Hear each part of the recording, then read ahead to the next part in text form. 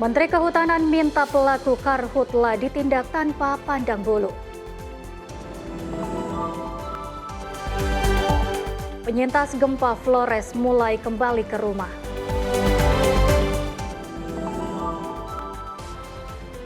LRT Kelapa Gading Manggarai beroperasi 26 Agustus.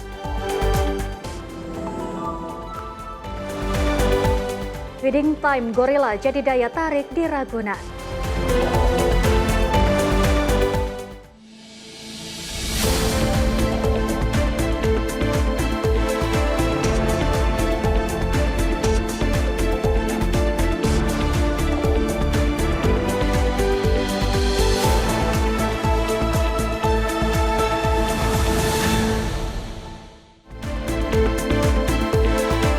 Halo, selamat pagi pemirsa. Senang sekali menyapa Indonesia Pagi kembali hadir menemani Anda dengan sejumlah informasi menarik baik dari dalam maupun mancanegara. Bersama saya Dea Mulia, inilah Menyapa Indonesia Pagi selengkapnya.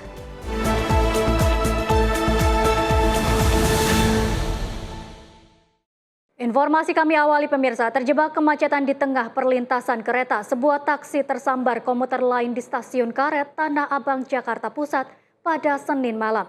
Meski hanya mengalami kerusakan pada bagian bodi belakang, namun 1 dari 3 penumpang wanita mengalami luka-luka karena benturan keras.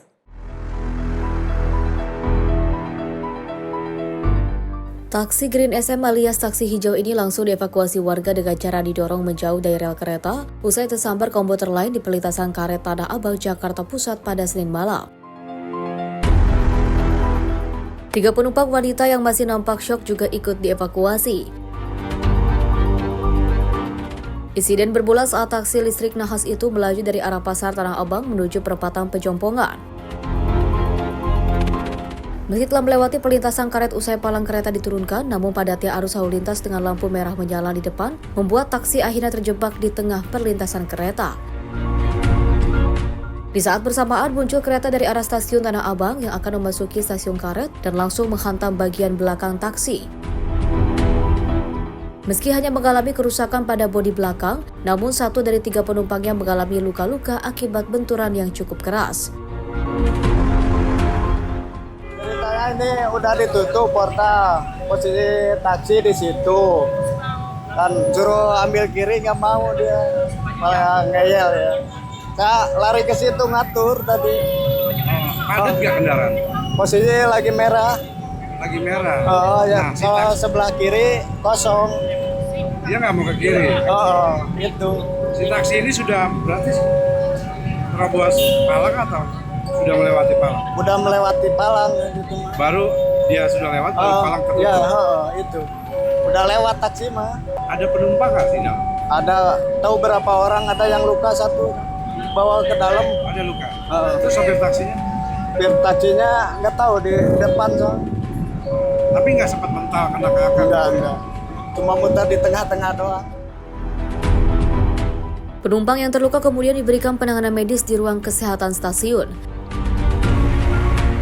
Sementara mencegah terjadinya kecelakaan serupa, petugas stasiun dengan dibantu warga untuk bersiaga melakukan pengaturan arus lalu lintas di lokasi kejadian. Dari Jakarta, Dio Balau, Simpo TV melaporkan. Pemirsa, pesawat tempur Sukhoi milik TNI Angkatan Udara Lanut Hasanuddin tergelincir di ujung landasan pacu 13 Bandara Internasional Sultan Hasanuddin. Video insiden tersebut pun viral di media sosial. Hingga kini penyebab pesawat mengalami over pun masih dalam penyelidikan. Inilah rekaman video amatir warga yang memperlihatkan kondisi pesawat tempur Sukhoi milik TNI AU Lanut Hasanuddin yang diduga mengalami overrun atau gagal berhenti hingga meluncur keluar dari ujung landasan pacu. Insiden ini terjadi pada Senin 24 Agustus 2026 pagi di landasan pacu sisi barat atau runway 13 Bandara Sultan Hasanuddin, Kabupaten Maros, Sulawesi Selatan. Dalam video yang beredar, posisi pesawat tempur terlihat keluar dari ujung landasan. Kejadian ini menarik perhatian pengguna jalan lantaran lokasi runway berada tepat di sisi jalan Poros Maros, Makassar. Untuk mengatur arus lalu lintas, sejumlah personel TNI AU bersama pihak kepolisian diterjunkan. Pesawat segera dievakuasi dan dalam penanganan pihak terkait. Berdasarkan video viral, kami menyampaikan bahwa benar terjadi telah kejadian sesuai video viral tersebut, dan saat ini sedang penanganan. Kami dapat menyampaikan bahwa operasional bandara dan juga operasional penerbangan di Bandara Sultan Hasanuddin tetap berjalan dengan normal. Kami menggunakan runway 0321 atau runway sisi utara dan selatan. Sementara itu, operasional dan penerbangan di Bandara Internasional Sultan Hasanuddin dipastikan tetap berjalan normal.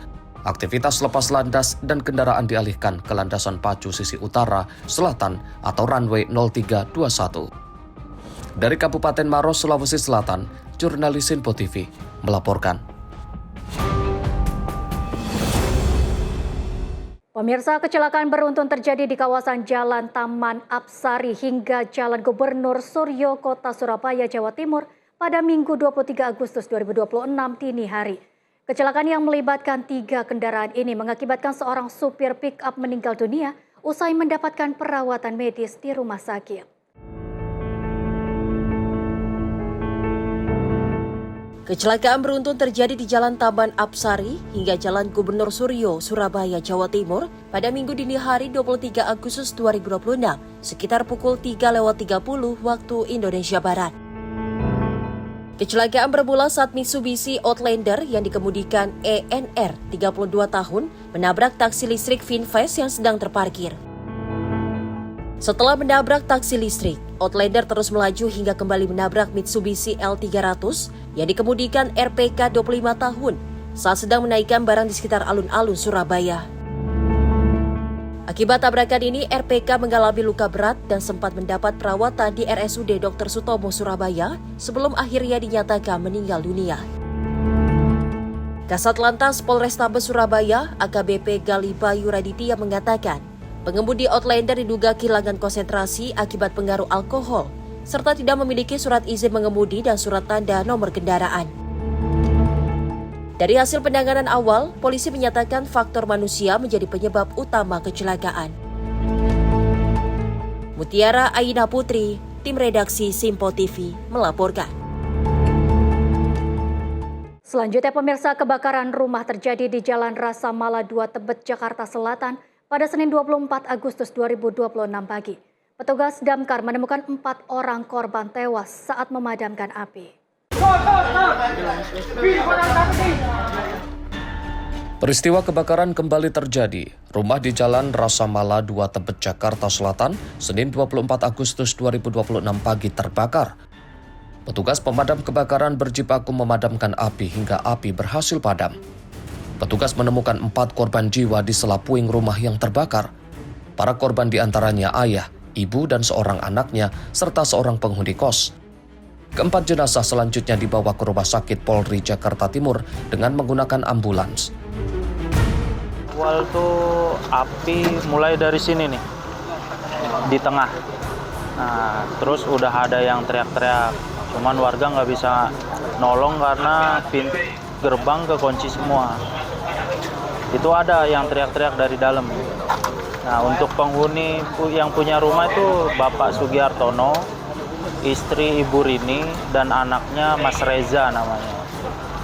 Dan satu lagi penghuni kos itu nggak tahu namanya siapa. Innalillahi wa inna ilaihi raji'un. Ada 4 orang warga yang meninggal dunia. Kami pun turut berduka. Dan selanjutnya untuk penyidikan ditangani oleh teman-teman di jajaran kepolisian. Sementara itu yang mungkin yang saya sampaikan. Kalau untuk korban ada 4 identitasnya, laki-laki perempuan berapa? Laki-laki 3 orang, perempuan 1 orang. Ya, sementara itu yang dapat kami sampaikan. Satu keluarga semua atau gimana? Ya, mungkin nanti kita untuk penyidikan lebih lanjut ya.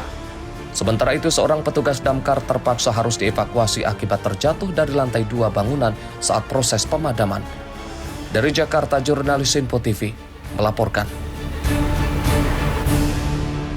Nekat mencuri sepeda motor yang terparkir di teras rumah warga.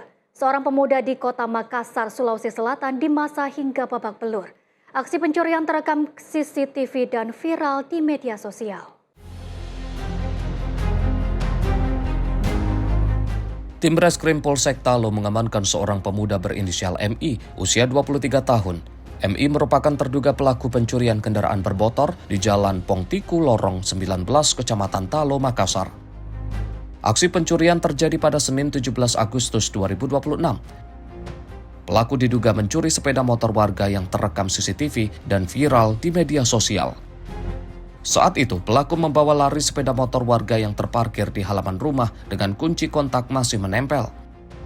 Pelaku ditangkap beberapa hari kemudian saat warga melihat wajahnya di sekitar lokasi.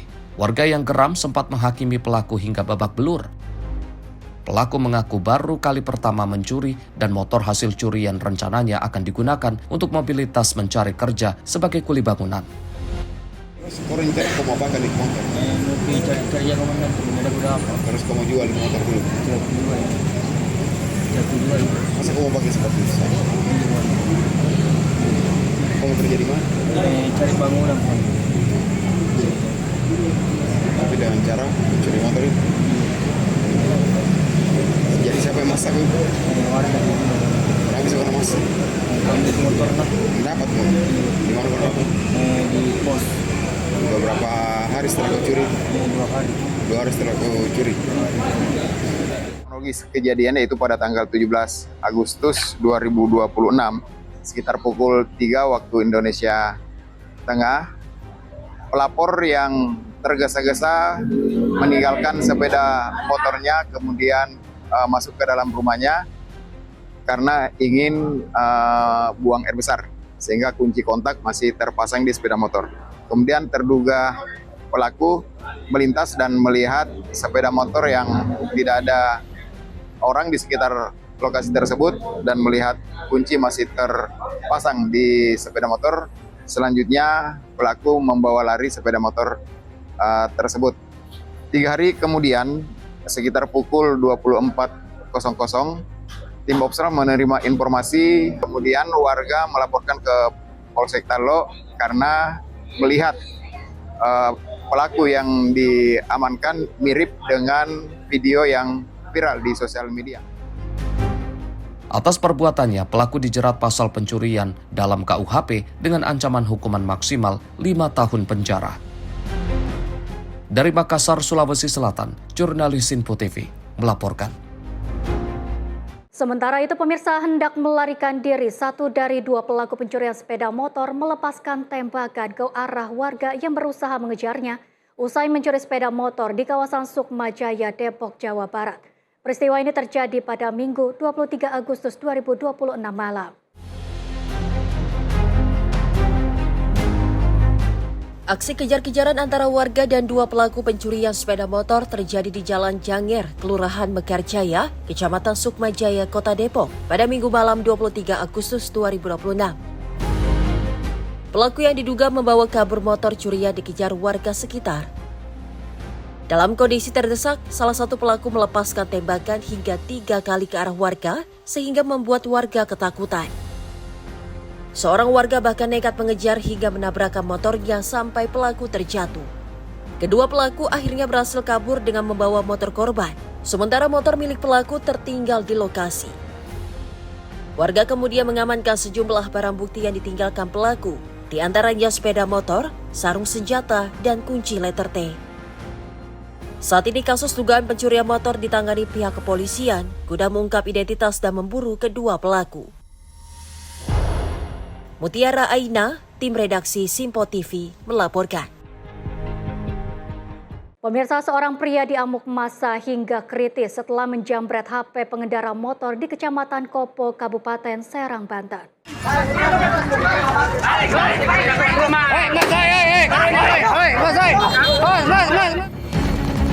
Inilah rekaman video amatir warga saat seorang pelaku jambret ditangkap dan diamuk massa di Jalan Raya Nangela Kopo, Desa Nanggung, Kecamatan Kopo, Kabupaten Serang, Banten. Warga yang kesal terus memukuli pelaku hingga babak belur dan kritis. Beruntung petugas kepolisian dari Polsek Kopo Cepat tiba di lokasi sehingga aksi main hakim sendiri dapat dihentikan. Pelaku yang lukanya sangat parah sempat dilarikan ke Puskesmas Kopo sebelum akhirnya dirujuk ke Rumah Sakit Umum Banten, Kota Serang. Identitas pelaku belum diketahui karena tidak ditemukan KTP di saku celananya. Pelaku diduga beraksi dengan mensiasati pengendara yang menaruh HP di dashboard motor. Dari tangan pelaku, sebuah motor matic dan HP milik korban kini diamankan di Mapolsek Kopo. Menurut saksi mata, pelaku sempat berusaha kabur mengendarai motor saat merampas HP korban. Namun, pelaku justru terjatuh akibat menabrak seorang ibu dan lapak dagangan warga. Orang katanya maling HP ya. Di motor. Terus dia kabur, nabrak orang. Terus motornya jatuh. Terus orang itu yang disuratin maling masuk ke kamar. Kamar siapa? Kamar itu ke kamar saudara saya. Oh, gitu. Itu dia di situ. Terus saya kan nggak tahu maling, takut tahunya tabrakan. Begitu masa ngeroyok, kata saya jangan diroyok dulu, jangan diribut di situ. Itu ada polisi sini nangani, polisi langsung. Pada masa pada bubar, udah ngeroyok. Pelaku yang kritis hingga kini masih dalam perawatan intensif di rumah sakit. Kasus pencurian ditangani unit reskrim Polsek Kopo. Dari Serang, Banten, jurnalis Sinpo TV melaporkan. Pemirsa, rekonstruksi kasus penembakan yang dipicu sengketa lahan di Kecamatan Air Sugihan, Kabupaten Ogan Komering Ilir, Sumatera Selatan digelar petugas kepolisian. Rekonstruksi yang melibatkan tersangka Junaidi dengan korban Effendi ini memperagakan 14 adegan. Aparat kepolisian menggelar rekonstruksi kasus penembakan terhadap Effendi terkait dugaan sengketa lahan tapal batas. Dalam adegan ini, tersangka Junaidi dan korban Effendi memperagakan 14 adegan. Adegan penembakan diperagakan pada nomor 10A dan 10D. Tersangka Junaidi melepaskan 4 kali tembakan menggunakan senjata api ke arah korban. Tembakan pertama mengenai bagian jempol korban hingga mengakibatkan jari terluka parah. Tembakan berikutnya mengenai dan menggores bagian bahu kanan serta bahu kiri korban. Sedangkan tembakan keempat mengenai bagian pinggul kanan. Dari 4 tembakan ini, 2 butir peluru masih bersarang di dalam tubuh korban. Usai ditembak, Effendi langsung berusaha menyelamatkan diri dan meminta pertolongan. Korban kemudian dibawa untuk mendapatkan penanganan medis dan sempat menjalani perawatan selama hampir 1 pekan di RSUP Muhammad Hussein, Palembang. Rekonstruksi ini digelar untuk memperjelas rangkaian peristiwa, termasuk momen terjadinya penembakan yang menyebabkan korban terluka parah. 99% sesuai. Sesuai ya? Ya. Kak, itu pemicunya apa Kak? Sampai pelaku itu nembak gitu? Nah, kalau pemicunya ini, kita ini baik-baik sebenarnya. Jadi pernah ketemu di Palembang tanggal 18, tidak salah ya.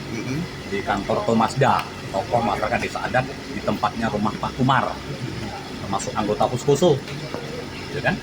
Ya, ada Pak Junaidi juga di situ ngobrol gitu.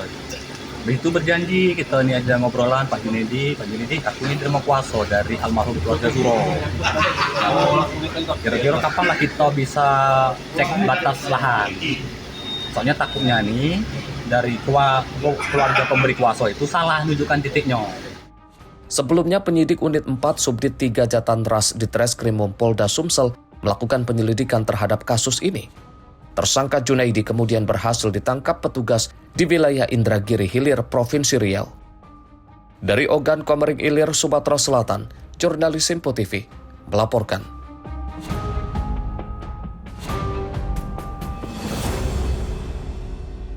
Sementara itu, pemirsa, kasus dugaan perundungan dan penganiayaan terhadap seorang pelajar MTS di Kecamatan Wlingi, Kabupaten Blitar, Jawa Timur, kini ditangani unit perlindungan perempuan dan anak Polres Blitar. Dugaan aksi perundungan ini viral di media sosial. Dugaan perundungan dan penganiayaan terhadap pelajar MTS terjadi di Kecamatan Wlingi, Kabupaten Blitar, Jawa Timur pada Kamis 20 Agustus 2026. Aksi terekam dalam video dan beredar di media sosial. Kapolsek Wlingi AKP Kus Hartono mengatakan, korban berinisial F berusia 14 tahun mengalami mimisan dan mengeluhkan sakit pada bagian pinggang sebelah kanan. Sementara itu, terduga pelaku berinisial G berusia 13 tahun yang diketahui merupakan adik kelas korban. Sejumlah siswa berada di lokasi saat peristiwa terjadi. Salah satu teman pelaku juga diminta untuk merekam kejadian. Korban bersama orang tuanya melaporkan kejadian ke pihak kepolisian serta menjalani pemeriksaan visum. Petugas juga telah memeriksa terduga pelaku serta sejumlah saksi yang berada di lokasi kejadian. Karena melibatkan anak di bawah umur, Proses hukum akan mengacu pada sistem peradilan pidana anak dengan mempertimbangkan upaya diversi. Polsek Wlingi juga menyiapkan langkah pembinaan terhadap para siswa yang berada di lokasi kejadian. Saat ini penanganan kasus dilimpahkan ke Unit Perlindungan Perempuan dan Anak Polres Blitar guna proses hukum lebih lanjut. Mutiara Aida Putri, tim redaksi Simpo TV, melaporkan. Informasi berikutnya pemirsa, libur Maulid Nabi Muhammad dimanfaatkan masyarakat untuk berlibur di Taman Marga Satwa Ragunan, Jakarta.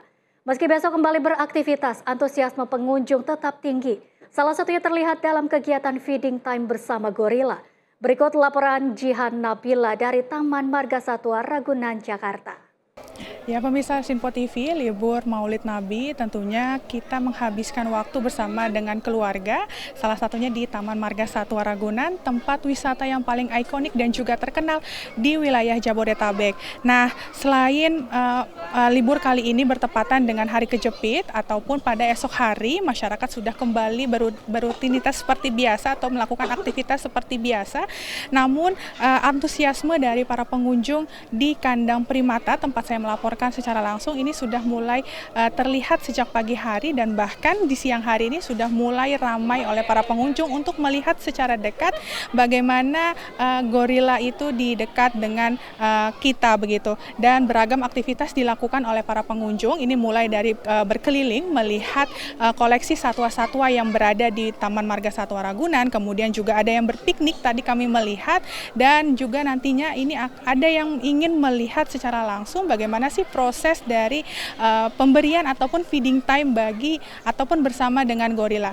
Nah, saat ini yang menarik perhatian saya ini adalah feeding time bersama dengan gorila, di mana ini dapat saya sampaikan kepada pemirsa Simpo TV bahwa feeding time gorila di Taman Marga Satwa Ragunan ini dibagi menjadi 4 jam ataupun makanan begitu, di mana jam pertama ini diberikan pada pukul 7 pagi, kemudian dilanjutkan pada pukul 9 pagi, dan nantinya pada jam makan siang ini pada pukul 12.00 waktu Indonesia Barat atau pukul 12 siang, dan akan dilanjutkan kembali pada pukul 4 sore nanti. Nah, dan daripada pemirsa Simpo TV ini ingin mengetahui lebih lanjut, dan saya akan mengajak pemirsa Simpo TV untuk berbincang secara langsung dengan zookeeper ataupun kiper dari gorila itu sendiri, yang dimana saat ini adalah sedang melakukan feeding time bersama dengan gorila di pusat primata di Taman Marga Satwa Ragunan. Halo Mas. Iya, halo. Mas, ini boleh disampaikan nggak sih ini feeding time gorila ini makanannya ada nggak sih? Makanannya apa saja sih Mas dari feeding time itu sendiri Mas? Ya, feeding time gorila ini dia pemberiannya 5 kali sehari.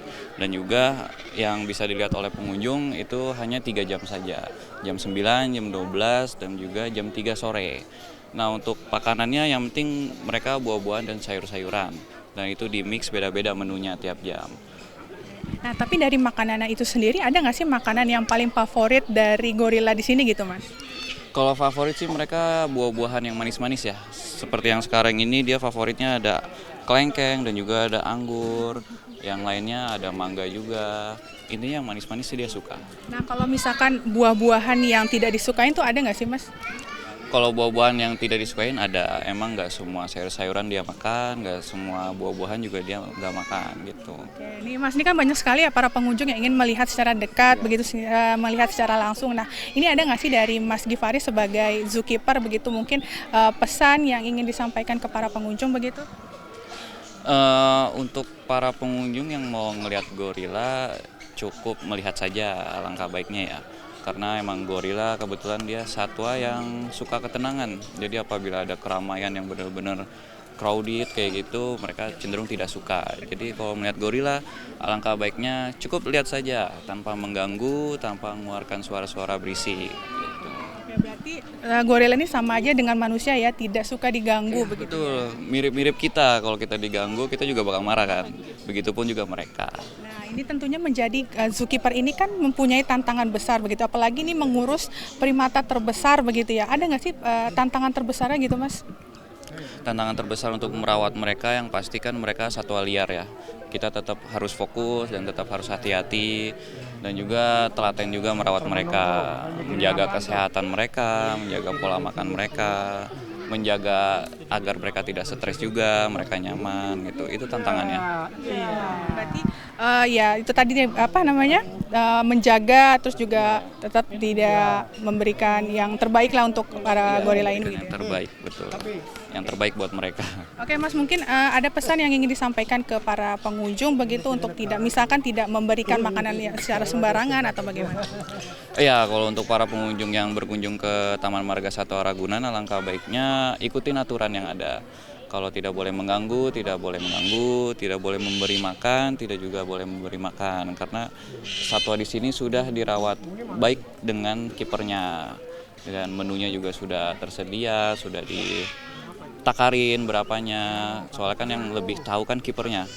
Jadi pengunjung cukup melihat saja tanpa harus mengganggu mereka gitu. Oke Mas Gifari, ini terima kasih banyak sudah memberikan edukasi bagi kita begitu ya Mas. Mas, ini kita bisa nggak sih coba kasih makan ke gorila ini? Namanya siapa nih Mas gorilanya nih Mas? Ini kebetulan Kumbo namanya.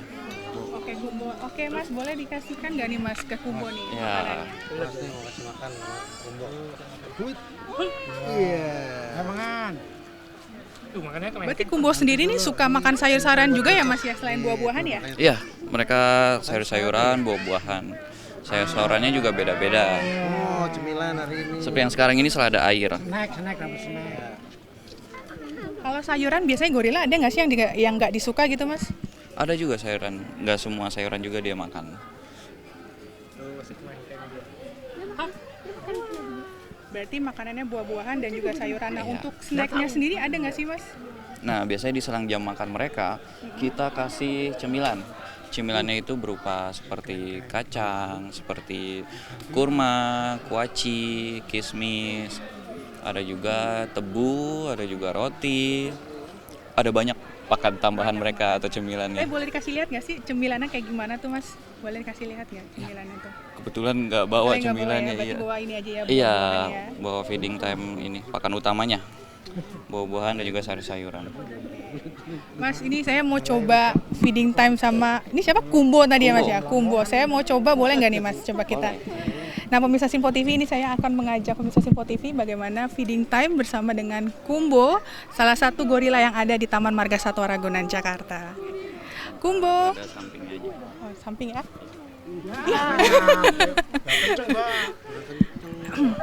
Yang kenceng, Mbak. Berarti agak kenceng ya? Yang tua. Oke.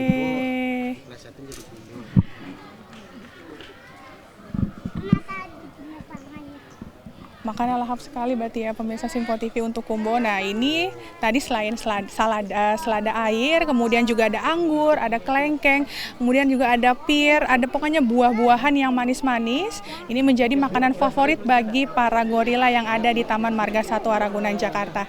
Dan Mas Gifari, terima kasih banyak ada edukasinya ya begitu ya. Nah, pemirsa Simpo TV, selain menjadi edukasi, tentunya feeding time ini menjadi sarana hiburan bagi para pengunjung yang ingin melihat secara dekat dan mengetahui lebih dekat bagaimana gorila ini makan begitu ya pemirsa Simpo TV. Dan tentunya ini menjadi pengalaman pertama bagi saya untuk melihat secara dekat bagaimana memberikan makan bersama dengan gorila. Dan saya juga tentunya ini sangat seru sekali begitu ya melihat secara langsung bagaimana feeding time dan juga lebih dekat dengan gorila. Dan demikian informasi yang dapat kami sampaikan, dari Jakarta, dari Jihan Nabila dan juga Mutia Anggiani, Simpo TV melaporkan. Pemirsa, aktivitas vulkanik Gunung Anak Krakatau kembali meningkat. Informasi selengkapnya usai jeda, tetaplah bersama Menyapa Indonesia Pagi.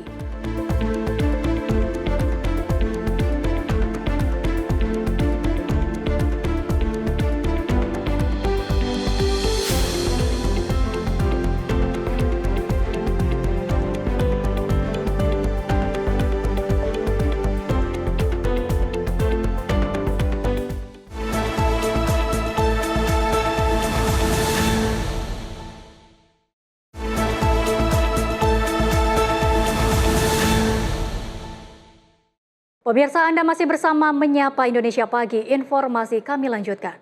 Pemirsa, Gunung Anak Krakatau di Selat Sunda, Lampung Selatan, Lampung kembali mengalami puluhan kali erupsi secara beruntun kurang dari 24 jam.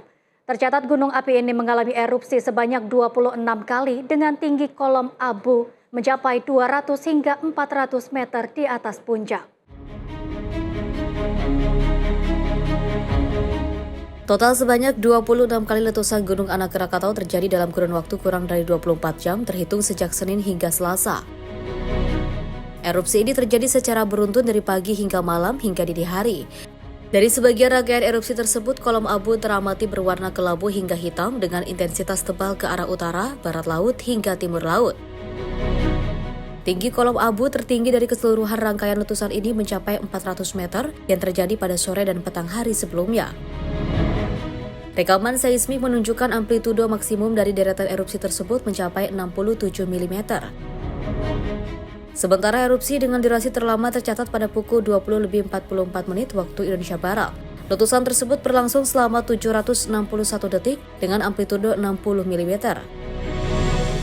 Dengan adanya puluhan erupsi beruntun ini, pihak berwenang terus mengimbau masyarakat, nelayan, dan wisatawan agar tidak mendekati kawah dalam radius 3 km. Dari Lampung Selatan, Immanuel Simorangkir, Simpo TV melaporkan. Sementara itu, pemirsa, bencana tanah longsor terjadi di kawasan Kapalo Lubuak Jambu, Kabupaten Sijunjung, Sumatera Barat. Tak ada korban jiwa dalam peristiwa ini, meski sejumlah ponton terdampak material longsoran.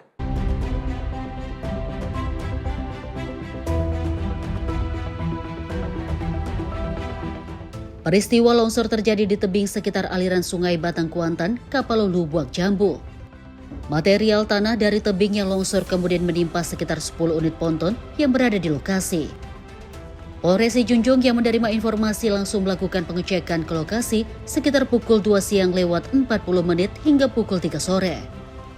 Dari hasil pemeriksaan, petugas menemukan material tanah longsor di area patahan tebing. Kepolisian memastikan saat longsor terjadi tidak ada aktivitas penambangan maupun kegiatan di atas ponton. Ponton-ponton tersebut sebelumnya telah ditertibkan petugas gabungan Satpol PP Kabupaten Sijunjung bersama Sareskrim dan Satitel Polres Sijunjung. Kasat Reskrim Polres Sijunjung AKP Wildan Alkausar membenarkan tidak ada korban jiwa dalam peristiwa longsor tersebut. Menurutnya 4 orang penjaga ponton mengalami luka ringan karena terbawa arus sungai saat terjadi longsor. Namun kondisi tersebut tidak disebabkan tertimpa material longsor. Kita melakukan cek TKP tadi, yang diduga ada tanah longsor di tebing di jalur Batang Kuantan Siloke. Memang betul terjadi longsor tebing pada pukul 14.30 waktu Indonesia bagian Barat. Masih lakukan pendataan karena memang ponton-ponton tersebut sudah kita tertibkan dari tanggal 15 sampai 18 Agustus kemarin dan tidak beroperasi. Dan saat kejadian, ponton-ponton tersebut ditambatkan di tebing di sekitar lokasi. Jadi saat terjadinya longsor tersebut, yang terdampak itu para penjaga ponton. Jadi setiap ponton itu dijaga oleh penjaga ponton supaya mengantisipasi supaya ponton tersebut tidak hanyut. Jadi ponton tersebut ditambatkan setelah kita tertibkan dari tanggal 15 sampai 18 Agustus. Dan saat ini, saat kejadian itu, ponton-ponton tersebut tidak dalam keadaan beroperasi. Penertiban ponton dilakukan sebagai upaya mencegah kembali aktivitas penambangan emas tanpa izin atau peti di kawasan Potogando, khususnya sepanjang aliran sungai Batang Kuantan. Masyarakat diimbau tidak melakukan aktivitas di sekitar tebing dan aliran sungai, terutama saat hujan dengan intensitas tinggi. Kondisi tanah yang labil dan perubahan arus sungai secara tiba-tiba dapat membahayakan keselamatan. Tim redaksi Sinpo TV melaporkan.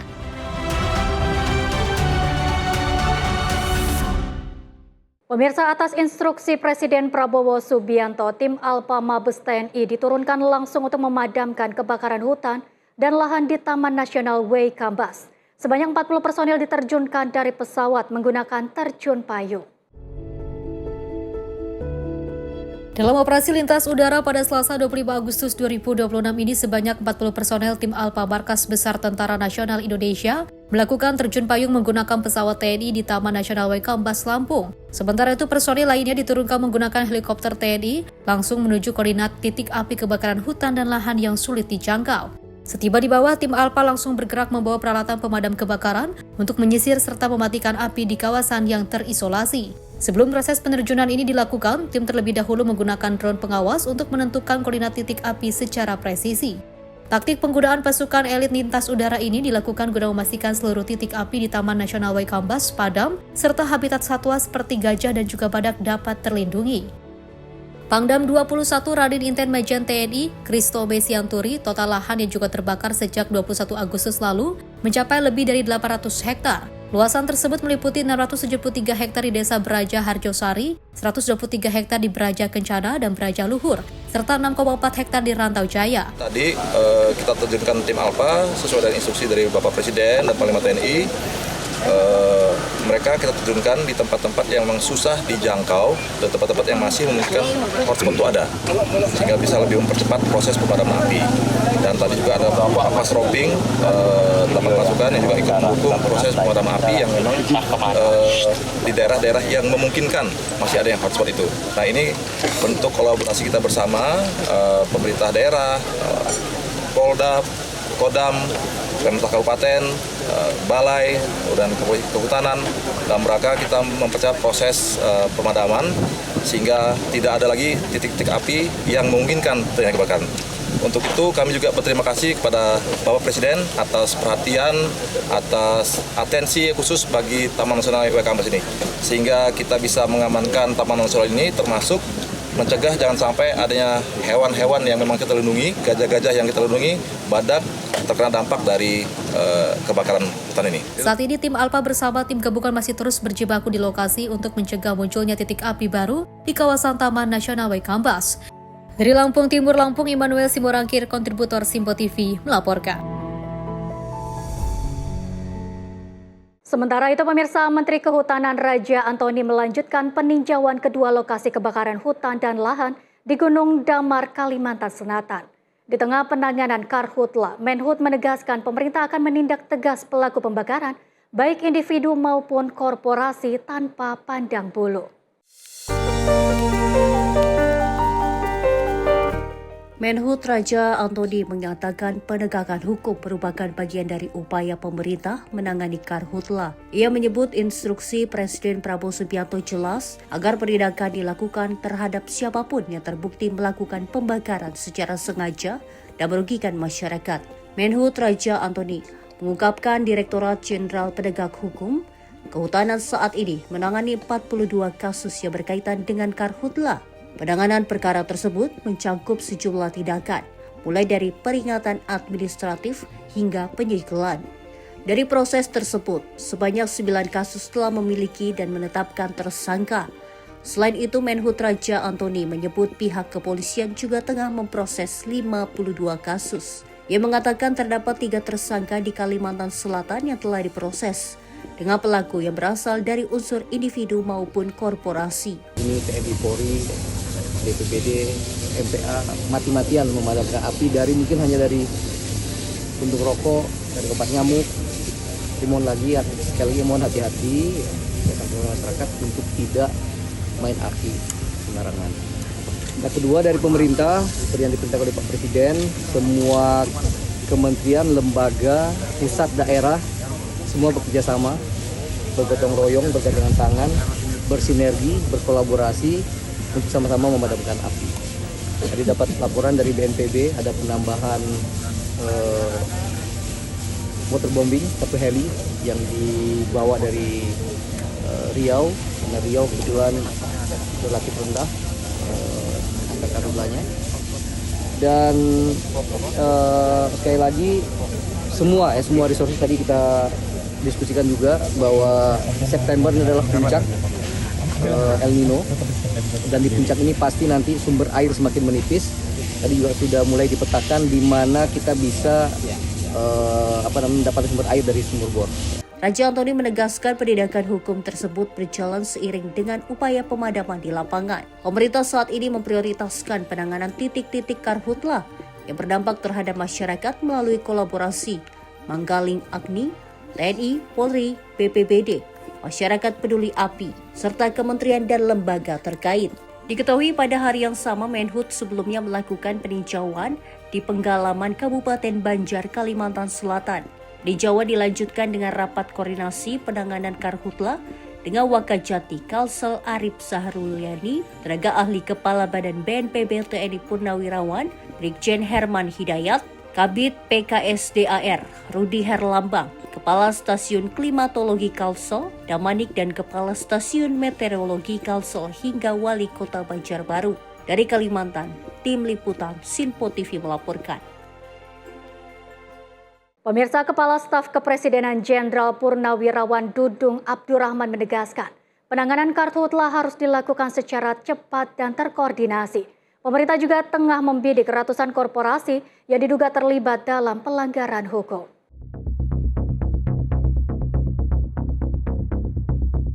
Kabut asap tebal akibat kebakaran hutan dan lahan kembali menyelimuti sejumlah wilayah di Indonesia. Kondisi ini menjadi perhatian khusus karena pemerintah pusat karena telah mengganggu kesehatan dan keselamatan masyarakat, terutama kelompok rentan seperti anak-anak dan lansia. Kepala Staf Kepresidenan Jenderal Purnawirawan Dudung Abdurrahman menyampaikan pernyataan resmi terkait dengan situasi terkini. Dudung menegaskan bahwa Presiden Prabowo Subianto telah memberikan arahan khusus agar penanganan karhutla dilakukan dengan tanggap dan tanpa kompromi. Fokus pemerintah saat ini tidak hanya pada pemadaman titik api tetapi juga pada penegakan hukum. Saat ini penyelidikan tengah dilakukan terhadap sejumlah korporasi di Kalimantan Barat yang diduga menjadi penyebab kebakaran. Berdasarkan data Kementerian Lingkungan Hidup, terdapat sekitar 335 perusahaan pemilik konsensi di Sumatera dan Kalimantan yang wilayahnya terindikasi memiliki titik api. Total luas lahan yang juga terbakar saat ini diperkirakan mencapai hampir 85.000 hektar. Presiden Prabowo Subianto sudah menegaskan agar penanganan karhutla dilakukan dengan cepat, terkoordinasi, dan terhadap pihak yang terbukti melanggar hukum harus ditindak tegas. Saat ini pemerintah juga sedang melakukan penyelidikan terhadap beberapa korporasi di Kalimantan Barat terkait dugaan pelanggaran yang menyebabkan karhutla. Sementara Kementerian Lingkungan Hidup mencatat sekitar 335 perusahaan pemilik konsesi di Sumatera dan Kalimantan yang wilayahnya terindikasi memiliki titik api dan mengalami kebakaran dengan luas lahan terbakar hampir 85.000 hektar. Kita tidak boleh menghakimi sebelum proses pemeriksaan selesai. Tetapi kalau nanti terbukti ada unsur kesengajaan atau pelanggaran, hukum harus ditegakkan dengan tegas. Lebih lanjut, KSP meminta semua pihak tetap mengedepankan asas praduga tak bersalah hingga proses hukum selesai. Kantor Staf Presiden berkomitmen untuk terus mengawal koordinasi lintas lembaga mulai dari BNPB, TNI Polri, hingga pemerintah daerah. Hal ini dilakukan untuk memastikan negara hadir dalam melindungi rakyat dan memastikan bencana serupa tidak kembali terulang. Dari Jakarta, Dio Balau, Sinpo TV melaporkan. Pemirsa, Presiden Prabowo menegaskan akan menindak tegas korporasi yang terindikasi membakar lahan. Presiden menyatakan izin perusahaan terancam dicabut jika terbukti terlibat.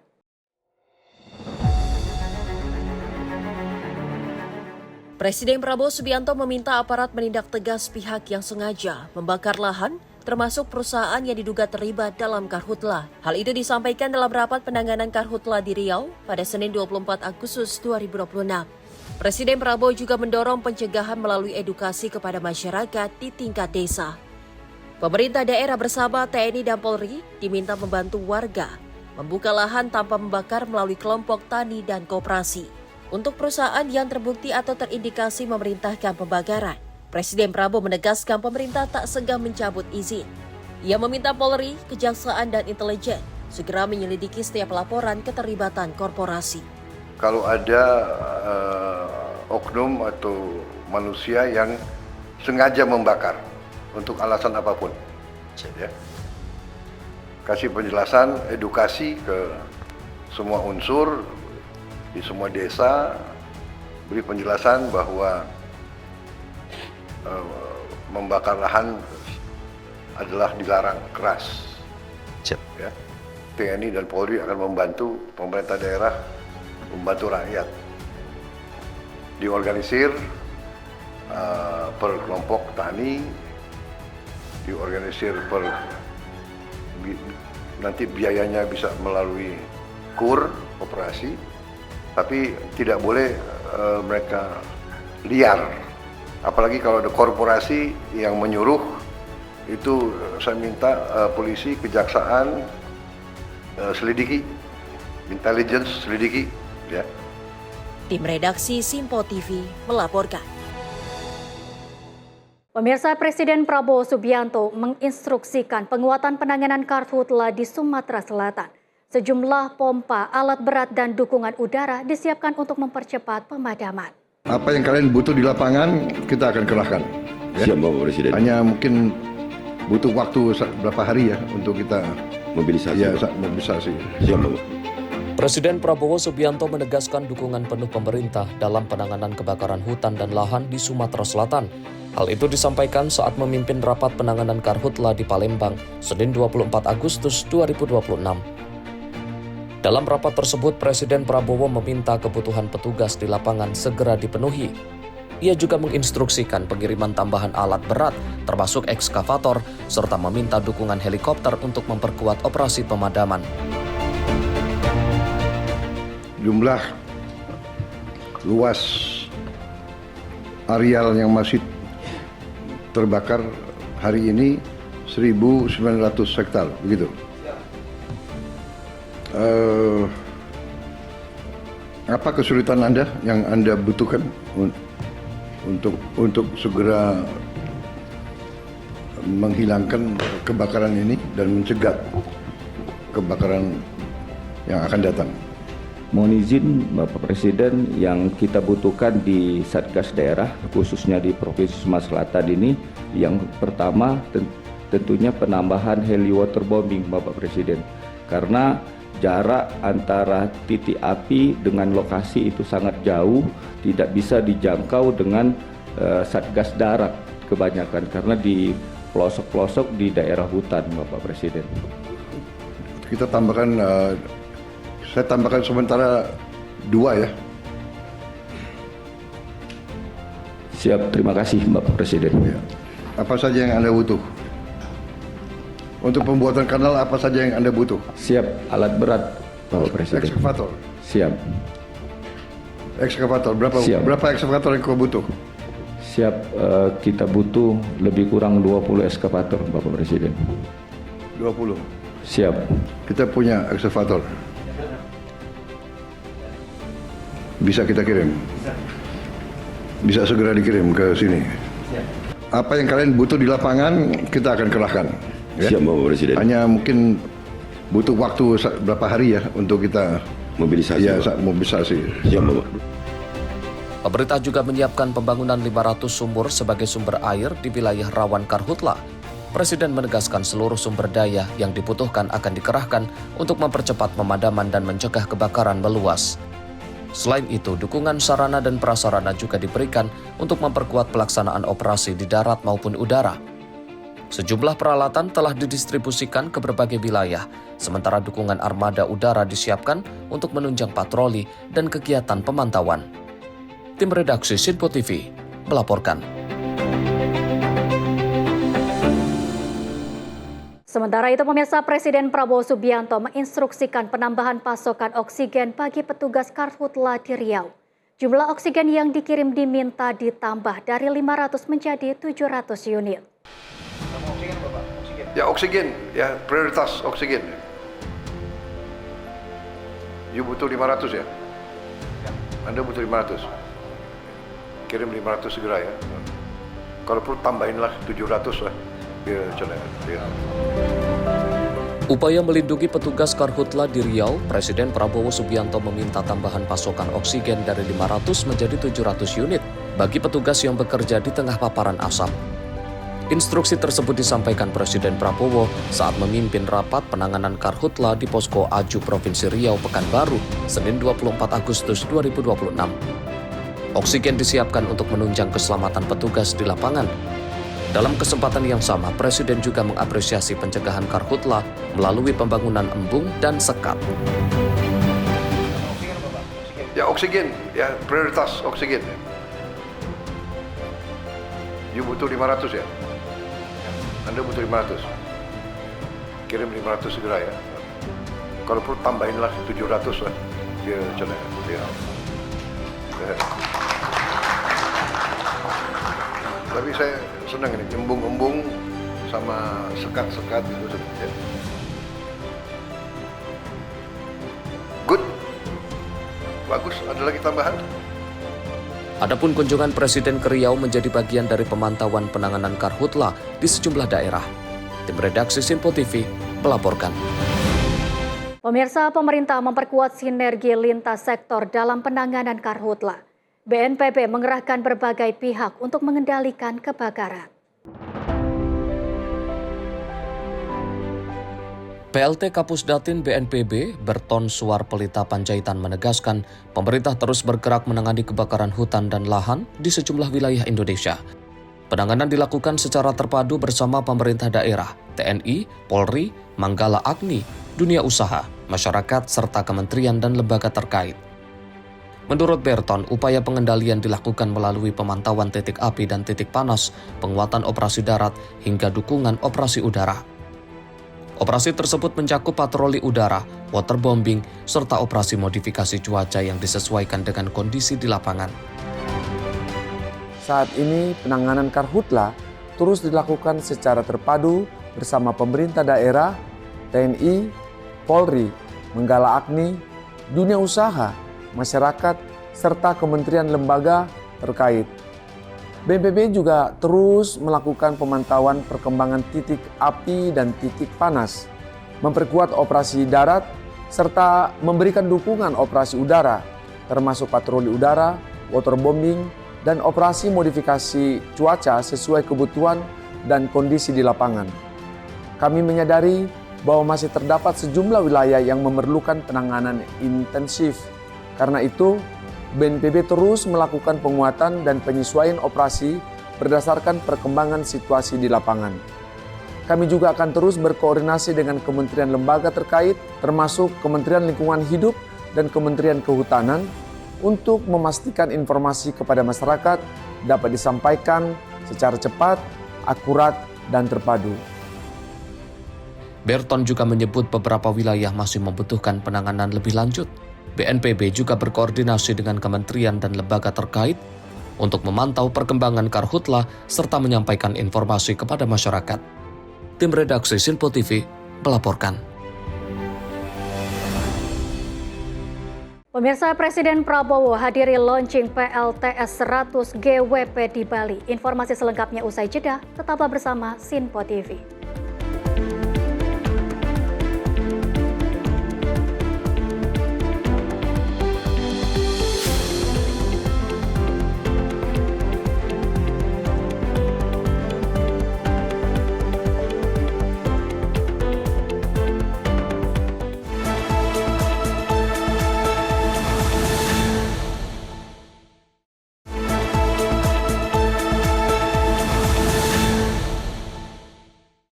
Terima kasih pemirsa, Anda masih bersama Sinpo TV. Informasi kami lanjutkan.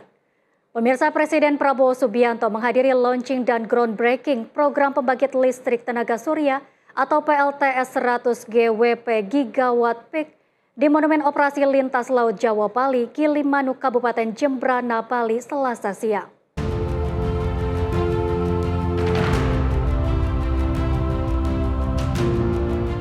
Presiden Prabowo Subianto menghadiri launching dan groundbreaking program pembangkit listrik tenaga surya atau PLTS 100 GWP Gigawatt Peak di Monumen Operasi Lintas Laut Jawa Bali, Jembrana, Bali pada Selasa siang.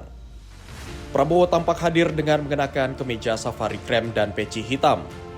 Prabowo berjalan beriringan dengan Menteri ESDM Bahlil Lahadalia, sementara Menko Perekonomian Erlangga Hartarto tampak mengikuti dari belakang. Selanjutnya Prabowo menyalami para pejabat yang hadir, mulai dari CEO Danantara Rosan Roslani, Kapolri Jenderal Listio Sigit Prabowo, Mensesnek Prasetyo Hadi, Dirut Pindad Sigit Puji Santosa, Wamenkomdigi Angga Raka, Wakil Panglima TNI Letjen Tandio Budi Revita, dan pejabat lainnya. Setelahnya Prabowo dan para pejabat bersama-sama menyanyikan lagu Indonesia Raya serta mendengarkan doa. Sebelumnya, Menteri Sekretaris Negara Prasetyo Hadi mengatakan, proyek ini merupakan bagian dari program kerja prioritas nasional klaster kemandirian energi dan air. Prasetyo mengatakan Presiden Prabowo Subianto telah menginstruksikan percepatan pembangunan PLTS berkapasitas total 100 GWP agar dapat diselesaikan pada 2029. Program tersebut diperkirakan dapat menghasilkan efisiensi biaya listrik hingga 73,9 triliun rupiah per tahun. Pada 2026, pemerintah menargetkan pembangunan 30 GWP PLTS sekaligus menghentikan operasional pembangkit listrik tenaga diesel atau PLTD berkapasitas 13 gigawatt. Dari Bali, Tim Liputan Sinpo TV melaporkan.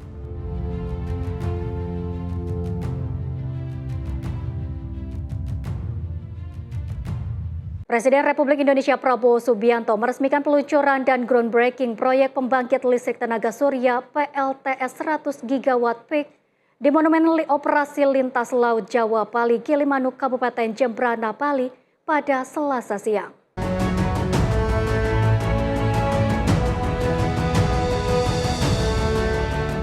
Presiden Republik Indonesia Prabowo Subianto meresmikan peluncuran dan groundbreaking proyek pembangkit listrik tenaga surya PLTS 100 GWP gigawatt peak di Monumen Operasi Lintas Laut Jawa Bali, Gilimanuk, Kabupaten Jembrana, Bali pada Selasa siang. Prabowo menjelaskan proyek ini akan dimulai dengan pembangunan PLTS di Jawa Barat, Jawa Tengah, Jawa Timur, Bali, Bangka Belitung, dan Kepulauan Riau. PLTS berpotensi menghemat 73,9 triliun rupiah per tahun dan penyimpanan energi berbasis baterai dibandingkan dengan menggunakan diesel. Pemerintah juga menargetkan program PLTS ini dapat menciptakan sekitar 5,52 juta lapangan kerja. Apabila pemerintah mampu mengimplementasikan proyek ini, diperkirakan terdapat penurunan emisi sebesar 140 juta ton CO2 per tahun dengan nilai ekonomi karbon sebesar 6,31 triliun rupiah. Presiden Prabowo memencet tombol sirine sebagai simbolis dimulainya proyek PLTS 100 GWP. Baik, pada sore hari ini, hari Selasa, tanggal 25 Agustus 2026, dengan rahmat Tuhan Yang Maha Besar, saya Prabowo Subianto, Presiden Republik Indonesia, dengan ini secara resmi, saya luncurkan program pembangkit listrik tenaga surya 100 gigawatt peak, diawali dengan 14 PLTS di Provinsi Jawa Barat, Jawa Tengah, Jawa Timur, Bali, Kepulauan Bangka Belitung, dan Kepulauan Riau berkapasitas total 5,3 gigawatt peak. Terima kasih.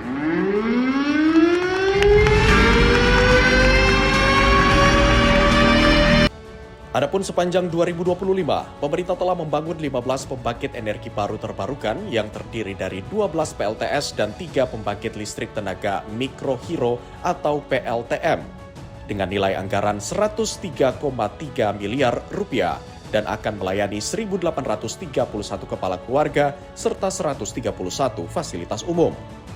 Dari Bali, Tim Liputan Sinpo TV melaporkan.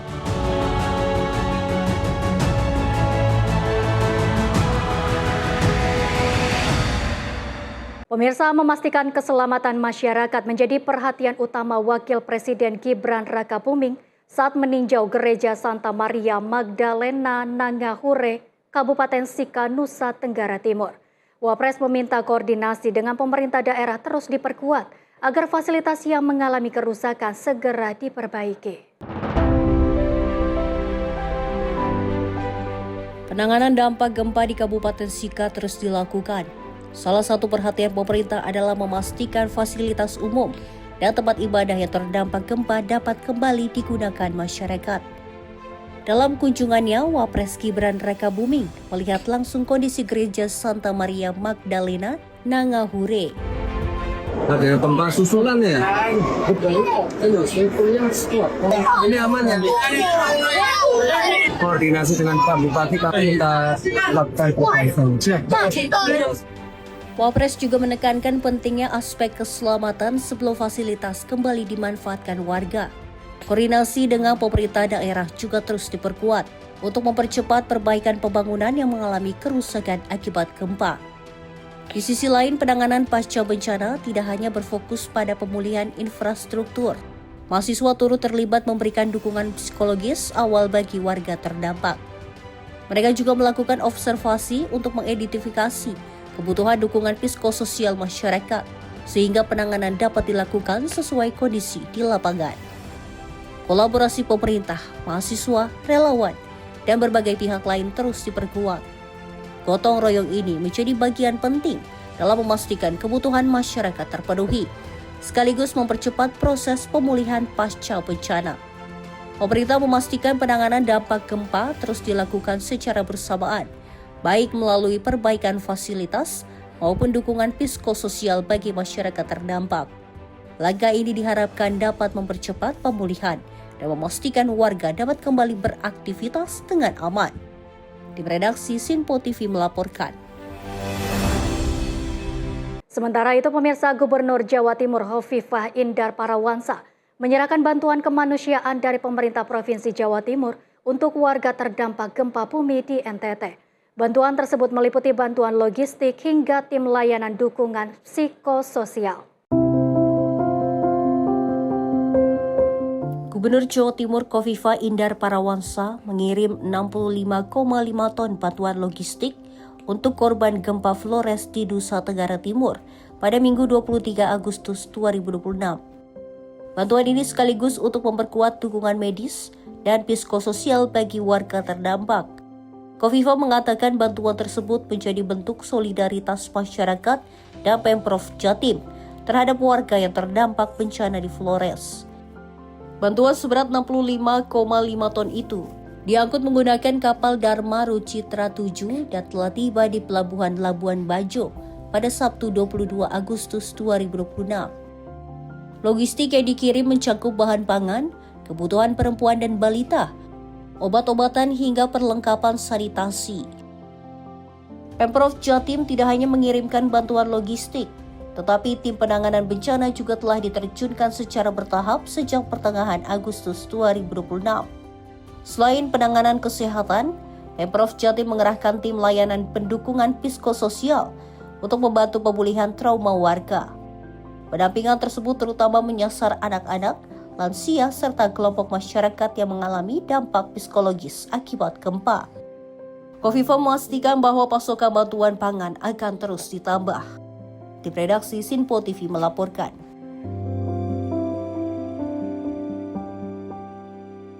Pemirsa, Gubernur Jawa Timur Hovifah Indar Parawansa hadir langsung menguatkan warga terdampak gempa bumi NTT di pengungsian Benteng Jawa, Kabupaten Manggarai Timur. Hovifah ingin melihat langsung kondisi kesehatan dan rumah tinggal sementara warga.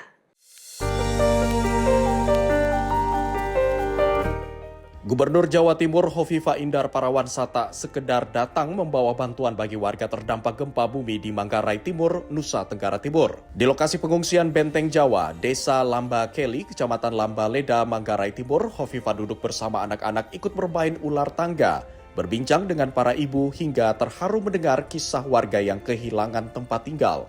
Kehadiran Hovifah di tengah warga berlangsung dalam suasana hangat. Setibanya di lokasi pengungsian, ia menyapa warga dan melihat kondisi tempat mereka tinggal sementara. Hovifah menyampaikan pemerintah bersama seluruh unsur yang terlibat dalam penanganan bencana akan terus memberikan dukungan sesuai kebutuhan masyarakat.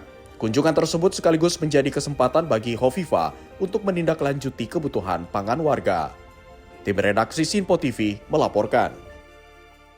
Selanjutnya, pemirsa, Pemkot Palu menyiapkan tenda darurat untuk dijadikan rumah kelas belajar sementara akibat dampak kebakaran SD Negeri 9 dan SD Negeri 11 Palu.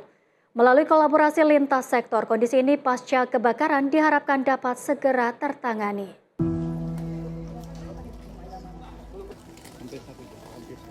Pemerintah Kota Palu menyiapkan tenda darurat untuk dijadikan rumah kelas belajar sementara akibat dampak kebakaran SD Negeri 9 dan SD Negeri 11 Palu di Jalan Wahid Hasim, Senin 24 Agustus 2026. Pemkot memastikan kegiatan pembelajaran tetap berjalan dengan memanfaatkan fasilitas darurat, sembari proses penanganan dan pemulihan bangunan sekolah dilakukan. Selain menyiapkan tempat belajar sementara, pemerintah juga bergerak cepat melakukan pembersihan area terdampak dengan mengerahkan personel dari berbagai unsur untuk mempercepat proses tersebut. Melalui kolaborasi lintas sektor, kondisi pasca kebakaran diharapkan dapat segera tertangani, sehingga aktivitas pendidikan dan masyarakat kembali normal. Sebelumnya kebakaran terjadi karena sumber api berasal dari rumah kosong, kemudian menjalar ke 3 rumah warga yang masih dihuni hingga merembet ke bangunan sekolah. Peristiwa itu terjadi sekitar pukul 14.25 waktu Indonesia bagian tengah, dan Pemkot Palu mengerahkan 7 unit mobil pemadam kebakaran ke lokasi kejadian untuk memadamkan api. Wakil Wali Kota mengumumkan, pihaknya memastikan warga yang terdampak mendapatkan perhatian dan bantuan untuk memenuhi kebutuhan dasar mereka.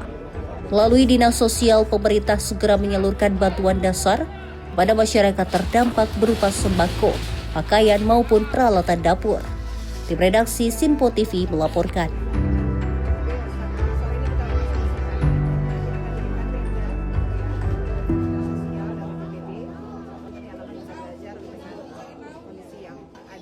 Pemirsa, Menteri Pekerjaan Umum Dodi Hanggodo menegaskan pemulihan akses jalan menjadi salah satu prioritas utama dalam penanganan pasca gempa di Kabupaten Sika, NTT. Dodi memastikan sejumlah jalan nasional yang sempat terputus kini telah dibersihkan dan kembali dibuka. Sejumlah jalan nasional yang sempat terputus akibat gempa di Kabupaten Sika, Nusa Tenggara Timur kini telah dibersihkan dan kembali dibuka untuk mendukung mobilitas masyarakat serta distribusi bantuan. Menteri Pekerjaan Umum Dodi Hanggodo mengatakan pemulihan konektivitas menjadi salah satu prioritas penanganan pasca gempa di Kabupaten Sika. Pemerintah juga masih melakukan penanganan terhadap sejumlah jembatan yang mengalami kerusakan akibat bencana tersebut. Hal itu disampaikan Dodi saat menghadiri rapat koordinasi di Pos Komando Tanggap Darurat Gempa Tektonik di Kecamatan Alok, Kabupaten Sika pada hari Minggu 23 Agustus 2026. Ia mengatakan sesuai arahan Presiden Prabowo Subianto, Kementerian PU wajib hadir dan membangun kembali kawasan yang terdampak. Paling enggak jalan-jalan nasional yang kemarin sempat terputus, di hari pertama itu sudah kita bersihkan semua. Di hari pertama pun sudah dibuka. Kita berdiskusi dengan Pak Gubernur, dengan Pak Bupati, jadi arahan dari para kepala daerah lah, mana yang harus kita fokuskan, mana yang prioritas, itu kepala daerah yang lebih paham lah. Jadi basically kita harus mampu membangun Sulawesi ini dengan lebih baik lagi sesuai dari arahan Pak Presiden Prabowo, di mana bencana kita PU wajib membangun kembali dengan lebih baik lagi, agar kemudian ke depan yang kita bangun ini lebih tahan lagi. Tim redaksi Simpo TV melaporkan. Pemirsa, Menteri Pekerjaan Umum Dodi Hanggodo menyiapkan solusi pemenuhan air bersih masyarakat Pulau Palue, Kabupaten Sika, Nusa Tenggara Timur. Menurutnya langkah tersebut menjadi prioritas setelah meninjau sejumlah infrastruktur terdampak gempa di wilayah tersebut. Menteri Pekerjaan Umum Dodi Hanggodo meninjau sejumlah infrastruktur yang terdampak gempa bumi di Pulau Palue, Kabupaten Sika, Nusa Tenggara Timur pada Senin 24 Agustus 2026. Didampingi Bupati Sika Juventus Prima Yoris Kago, Menteri Dodi melihat langsung kondisi sejumlah ruas jalan, titik longsoran, tanggul pengaman pantai, serta bangunan yang terdampak gempa. Dalam kunjungan tersebut, persoalan ketersediaan air bersih menjadi salah satu perhatian utama. Kementerian PU melalui Balai Besar Wilayah Sungai Nusa Tenggara II akan melakukan survei geolistrik untuk mengetahui potensi sumber air tanah di Pulau Palue. Jika diketahui sumber air yang cukup, pemerintah akan menyiapkan sumur bor yang dilengkapi sistem penyaringan sehingga air dapat dimanfaatkan untuk kebutuhan masyarakat. Persoalan lain yang juga menjadi perhatian adalah ancaman abrasi di sepanjang pesisir Pulau Palue. Kementerian PU berencana menyiapkan desain tanggul pengaman pantai untuk mengurangi dampak abrasi dan melindungi fasilitas masyarakat. Menteri Dodi juga menegaskan pemerintah pusat akan terus mengawal proses pemulihan Pulau Palue. Penanganan diarahkan untuk memastikan kebutuhan dasar masyarakat terpenuhi sekaligus membangun infrastruktur yang lebih aman dan tangguh. Jadi saya sudah minta tolong Bu Dirjen Cipta Karya untuk tim air bersihnya dari Jakarta ke sini. Jadi nanti kita akan dibor oleh teman-teman oleh wilayah sungai, tapi nanti kemudian di atas kita kasih filter, dan kemudian Bapak Ibu sekalian yang ada di Pulau Palue bisa mendapatkan air bersih.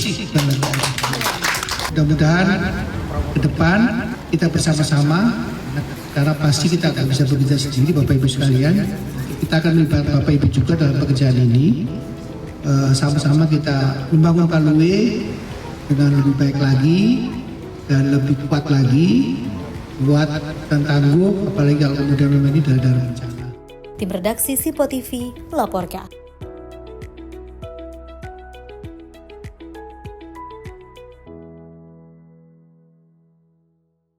Sementara itu pemirsa, sebanyak 84 kepala keluarga atau 237 jiwa penyintas gempa magnitudo 7,7 Flores mulai meninggalkan tempat pengungsian di Gor Samador, Maumere. Mereka kembali ke rumah masing-masing setelah kondisi hunian diperiksa dan dinyatakan masih aman untuk ditempati. Sebelum kembali, para penyintas menerima bantuan kebutuhan pokok. Mereka juga diantar bersama barang-barang pribadi menuju rumah masing-masing sebagai langkah awal pemulihan pasca bencana. Suasana harum mewarnai kepulangan para penyintas gempa Flores dari Gor Samador, Maumere. Sebanyak 84 kakak atau 237 jiwa mulai meninggalkan lokasi pengungsian dan kembali ke rumah masing-masing. Sebelum diperbolehkan pulang, kondisi rumah telah melalui pemeriksaan untuk memastikan bangunan masih aman dan layak huni. Para penyintas juga menerima bantuan kebutuhan pokok sebelum berangkat menuju rumah masing-masing. Barang-barang pribadi milik warga turut diangkut sehingga proses kepulangan dapat berlangsung dengan lebih aman dan tertib. Kepulangan ini menjadi langkah awal bagi warga untuk kembali menata kehidupan setelah bencana. Sementara itu BNPB bersama pemerintah daerah terus melakukan pendataan dan verifikasi terhadap rumah-rumah yang mengalami kerusakan. Verifikasi dilakukan untuk memastikan dukungan perbaikan diberikan secara tepat sasaran, sesuai dengan kondisi masing-masing hunian. Upaya pemulihan juga terus dilakukan bersama lintas sektor, dengan mempercepat pemulihan hunian dan memastikan masyarakat terdampak mendapatkan dukungan yang dibutuhkan. Kepulangan 84 kakak penyintas gempa ini menjadi awal perjalanan masyarakat untuk kembali menata kehidupan. BNPB bersama pemerintah daerah dan lintas sektor terus mempercepat proses pemulihan agar masyarakat dapat kembali beraktivitas dengan aman. Tim redaksi Simpo TV melaporkan. Peringati Maulid Nabi, ribuan warga berebut gunungan makanan. Informasi selengkapnya usai jeda. Tetaplah bersama Menyapa Indonesia Pagi.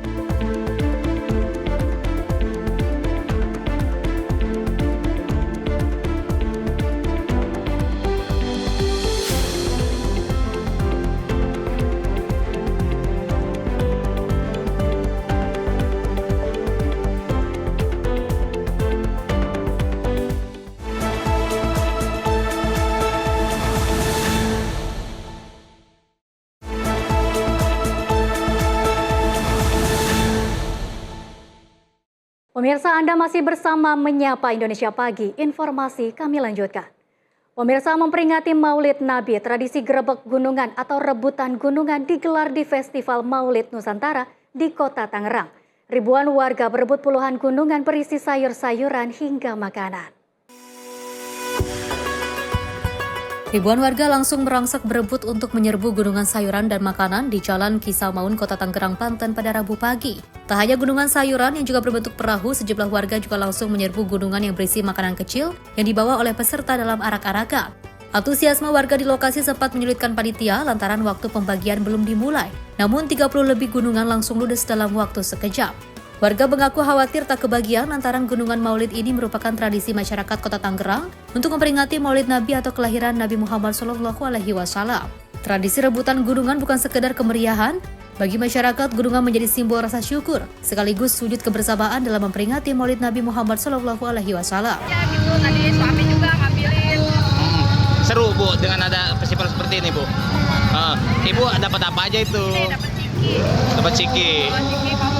Ibu dari mana Bu? Setiap tahun ikut kegiatan kayak gini. Iya. Tadi ada berapa banyak Bu mobil yang datang tuh gunungannya Bu? Tahu ya banyak dah. Sementara itu, Wali Kota Tangerang Sahrudin mengatakan, melalui Festival Maulid Nusantara ini, nilai-nilai keagamaan dan budaya lokal diharapkan tetap hidup dan juga dapat diwariskan kepada generasi berikutnya. Ada beberapa kegiatan, diantaranya termasuk sekarang penutupan ini adalah rangkaiannya kita Maulid 3 masjid, yang bermuludan 3 masjid, ya, yang dilaksanakan di Masjid Agung Al-Ittihad. Tadi kita lihat ada kirab tumpengan dari Masjid Jami Kalipasir, Masjid Raya Al-Azam, titik kumpulnya di sini. Maulid ini bukan hanya sekedar memperingati hari lahirnya Nabi kita, Nabi besar Muhammad SAW saja, tetapi bagaimana kita bisa mengingatkan tentang akhlak Rasulullah yang harus kita terapkan dalam kehidupan kita sehari-hari. Ya, Rasulullah mengajarkan kita untuk melakukan kepedulian terhadap sesama, selalu berbuat baik. Ya, beliau sebagai pemimpin mengajarkan kita tegas tapi tetap bijaksana. Selain menjadi ruang silaturahmi, Festival Maulid Nusantara juga menjadi daya tarik budaya yang memperlihatkan kekayaan tradisi masyarakat Kota Tangerang. Dari arak-arakan gunungan sejauh 3 km hingga keriuhan warga saat memperebutkannya, semua menyatu dalam suasana perayaan yang penuh keakraban. Mujib Latumairisa, Simpo TV melaporkan.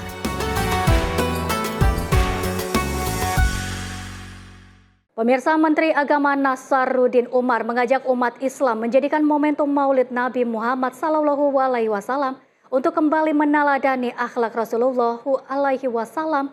Menurut Nasaruddin, akhlak merupakan fondasi dalam membangun peradaban. Dalam rangka memperingati Maulid Nabi Muhammad SAW, Menteri Agama Nasaruddin Umar mengajak umat Islam untuk menjadikan akhlak sebagai fondasi membangun peradaban. Dengan demikian, keadilan, kekuasaan, dan kasih sayang akan tumbuh di tengah kehidupan masyarakat. Menak mengatakan fondasi akhlak tersebut menjadi kunci transformasi yang dibawa Rasulullah. Perubahan yang lahir dari dakwah Nabi tidak hanya membentuk kehidupan keagamaan, tetapi juga mengubah wajah peradaban manusia.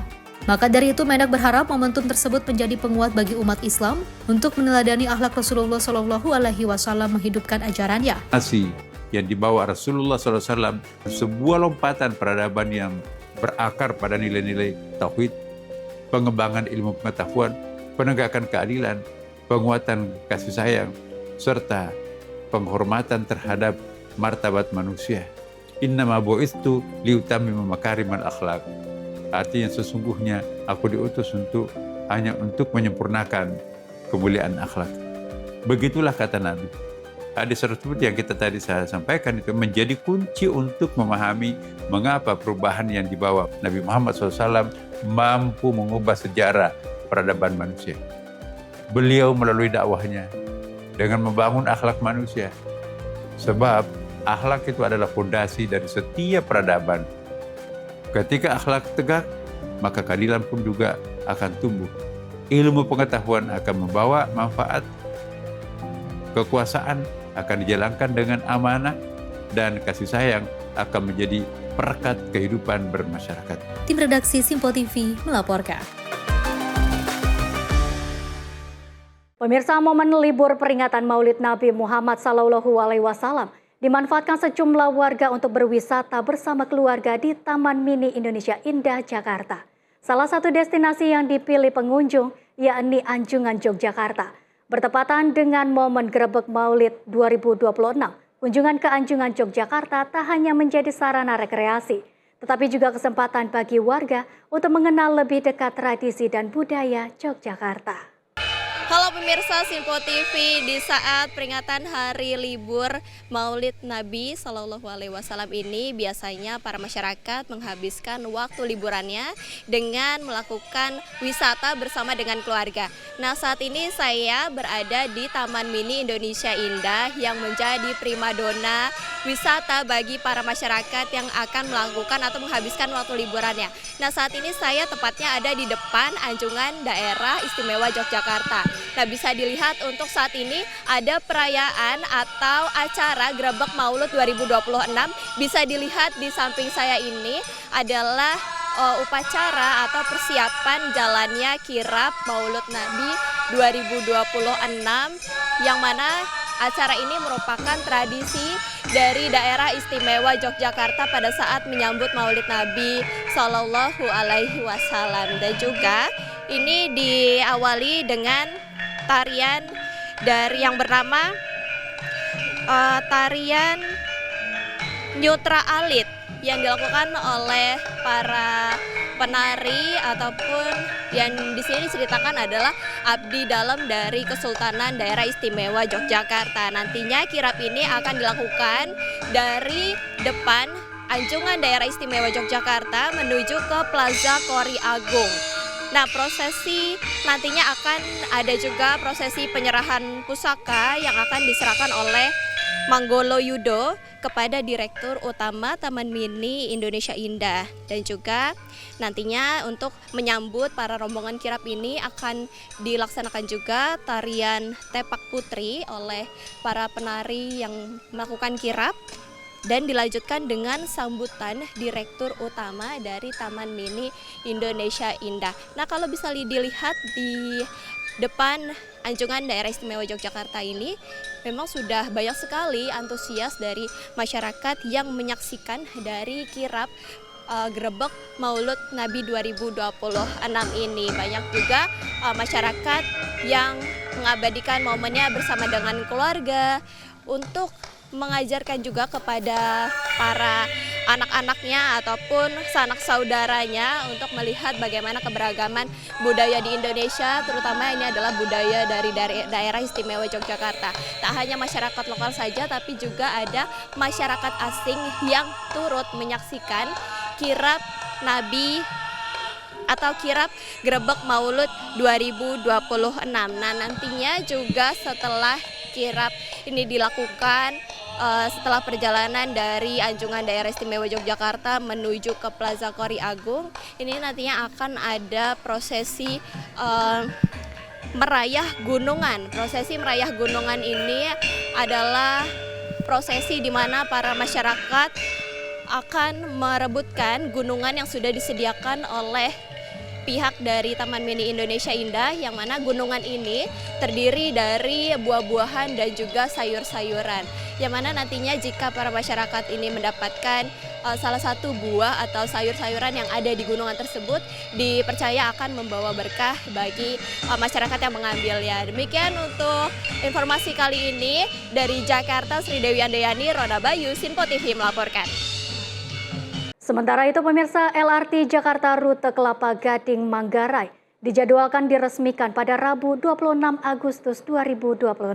Kehadiran layanan baru ini diharapkan memperluas akses transportasi umum sekaligus mendorong masyarakat mengurangi penggunaan kendaraan pribadi.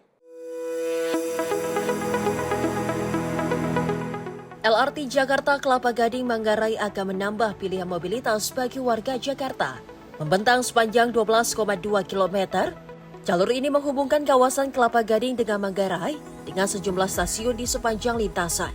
Gubernur DKI Jakarta Pramono Anung memastikan seluruh pekerjaan konstruksi telah tuntas dan LRT kini berada pada tahap pengujian akhir.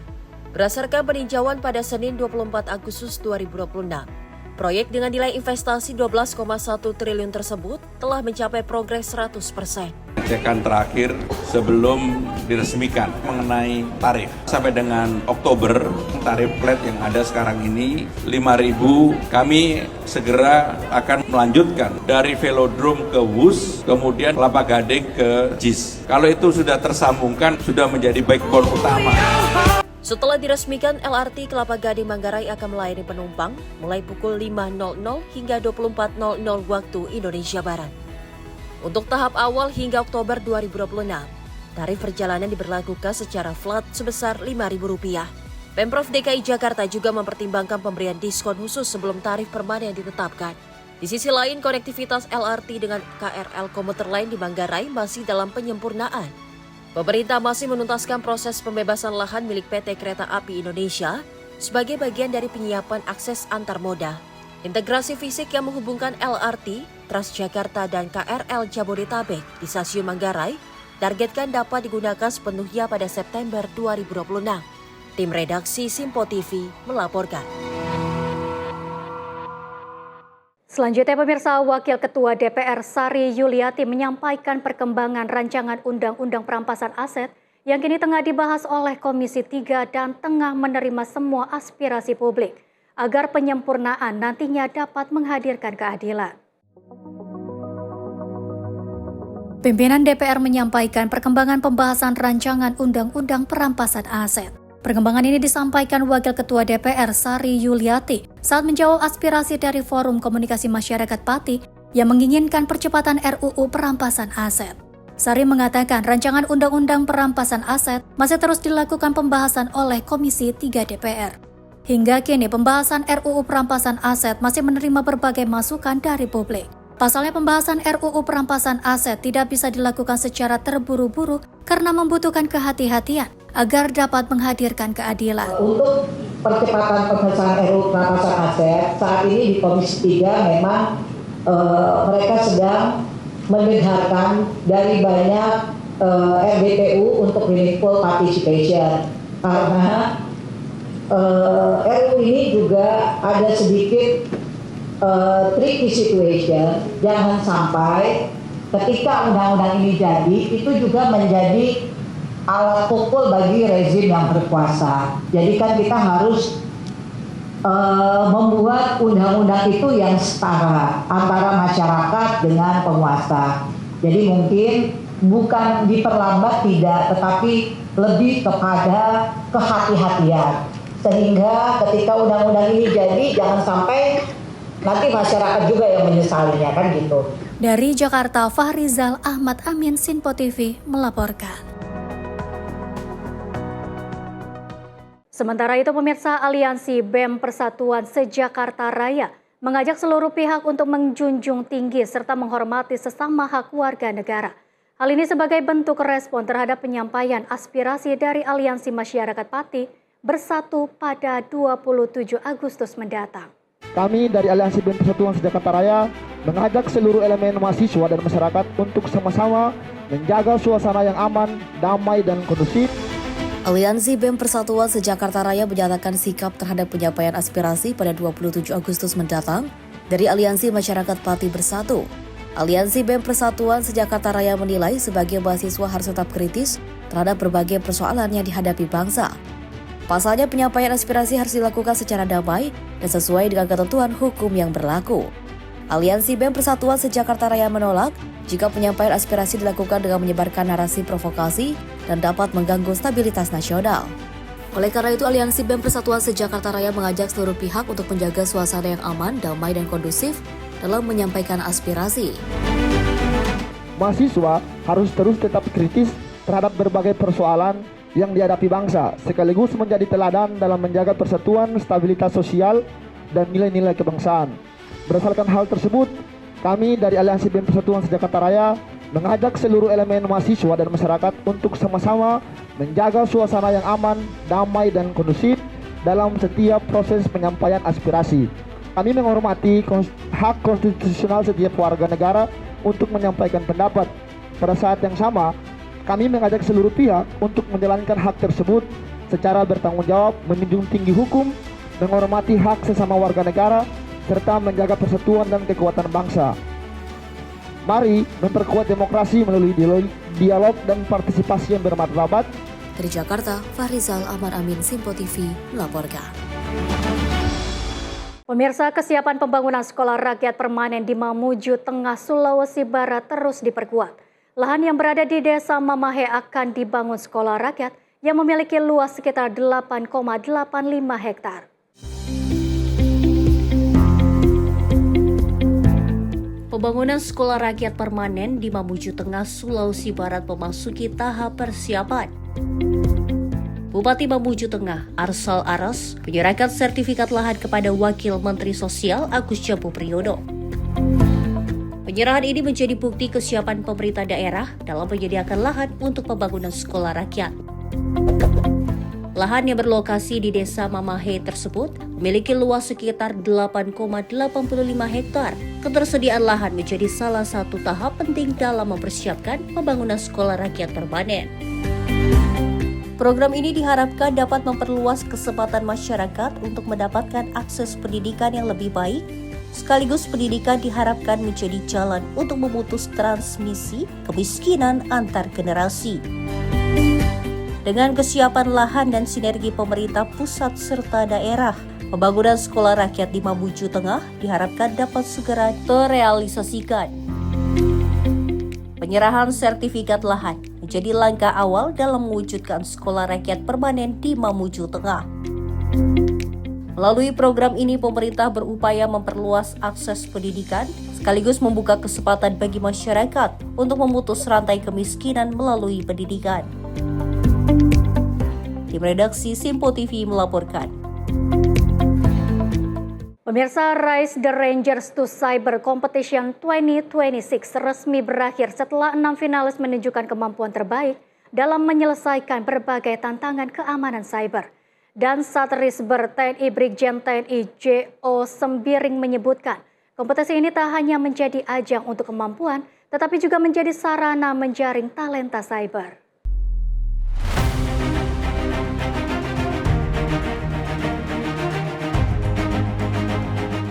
Rise the Ranger to Cyber Competition 2026 resmi berakhir setelah 6 finalis menyelesaikan berbagai tantangan di babak final.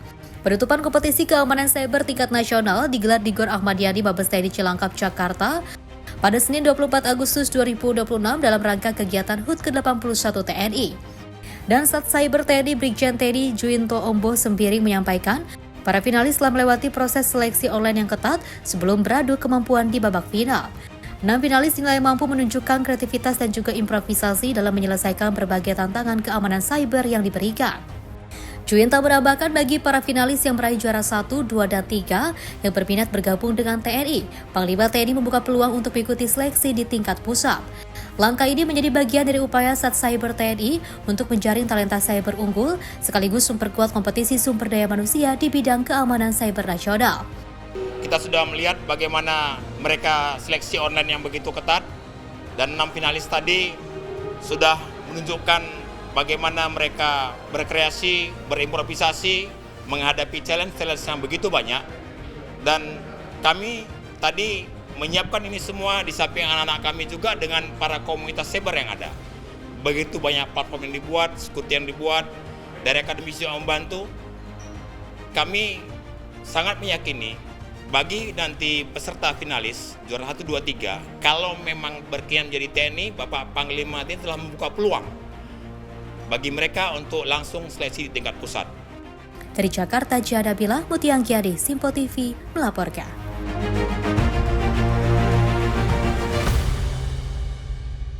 Sementara itu, pemirsa, Satuan Cyber TNI atau Sat Cyber TNI mencatatkan prestasi melalui rekor muri lewat penyelenggaraan Rise the Rangers to Cyber Competition 2026. Kompetisi keamanan cyber tingkat nasional ini digelar dalam rangkaian HUT ke-81 TNI dan diikuti 1.397 peserta dengan 3 kategori perlombaan. Satuan Siber TNI atau Sat Siber TNI menyelenggarakan Rise the Ranger to Cyber Competition 2026 di Gor Ahmad Yani Mabes TNI Cilangkap, Jakarta. Kompetisi ini merupakan ajang keamanan siber tingkat nasional yang digelar dalam rangkaian menyambut hari ulang tahun ke-81 Tentara Nasional Indonesia. Direktur Operasional MURI, Awan Rahargo, menyampaikan penghargaan rekor MURI diberikan atas penyelenggaraan Rise the Ranger to Cyber Competition 2026 yang dinilai menjadi bagian dari upaya mendorong pengembangan talenta dan kompetensi siber di Indonesia. Menurut Awan, kompetisi ini menunjukkan komitmen dalam mengembangkan sumber daya manusia, khususnya di bidang keamanan siber yang semakin penting di era digital. Awan menambahkan partisipasi 1.397 peserta dengan 3 kategori kompetisi menjadi salah satu catatan penting dalam penyelenggaraan ajang tersebut. Pada penyelenggaraan Rise the Ranger 2 Cyber Competition 2026, mendapat atensi dari Lembaga Pencatat Rekor Nasional yaitu Museum Rekor Dunia Indonesia sebagai sebuah kompetisi yang diikuti oleh jumlah peserta yang terbanyak, di mana pada rangkaian kompetisi kali ini diikuti oleh 1.397 peserta, dan ini adalah sebagai ajang kompetisi cyber yang terbanyak di Indonesia dan diakui oleh lembaga MURI sebagai rekor nasional. Tentunya rekor pada hari ini bukan serta-merta demi pencapaian sebuah rekor, namun MURI melihat bahwa ajang kompetisi ini memang layak dan pantas untuk bisa dicatat sebagai sebuah rekor karena menghadirkan sebuah semangat gelora kebanggaan nasional. Di samping kegiatan ini juga diharapkan dapat menjaring sebuah talenta-talenta di dunia cyber, juga meningkatkan kompetensi SDM-SDM di dunia cyber. Dari Jakarta, Jihan Nabila, Mutia Anggiani, Simpo TV melaporkan.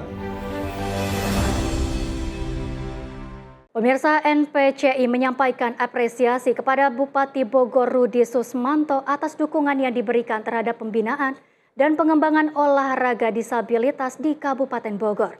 Bupati Bogor juga dinilai memberikan perhatian terhadap berbagai program NPCI dalam upaya meningkatkan prestasi atlet. National Paralympic Committee Indonesia Kabupaten Bogor menyampaikan apresiasi dan terima kasih kepada Bupati Bogor Rudi Susmanto atas dukungan yang diberikan terhadap pembinaan dan pengembangan olahraga disabilitas di Kabupaten Bogor. Ketua NPCI Kabupaten Bogor Misbah mengatakan dukungan Bupati Bogor terhadap NPCI sangat dirasakan termasuk dalam pemanfaatan fasilitas olahraga milik pemerintah Kabupaten Bogor untuk menunjang kegiatan latihan para atlet. Menurutnya dukungan tersebut menjadi bagian penting dalam mendorong kemajuan olahraga disabilitas di Kabupaten Bogor. Bupati Bogor juga dinilai memberikan perhatian terhadap berbagai program NPCI dalam upaya meningkatkan prestasi atlet. Misbah menuturkan dukungan pemerintah daerah menjadi semakin penting seiring dengan persiapan NPCI Kabupaten Bogor menghadapi Pekan Paralimpik Daerah 7 tahun 2026 di Kota Bandung. Selain berorientasi kepada Peparda, NPCI Kabupaten Bogor juga terus melakukan pembinaan atlet untuk dapat berprestasi di tingkat yang lebih tinggi. Sejumlah atlet binaan Kabupaten Bogor bahkan disiapkan untuk memperkuat Indonesia pada ajang ASEAN Para Games serta berpotensi tampil di ajang Paralimpik. Tim redaksi Simpo TV melaporkan.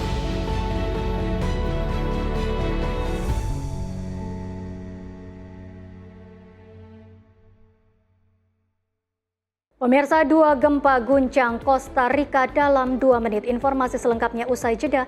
Tetaplah bersama Menyapa Indonesia Pagi.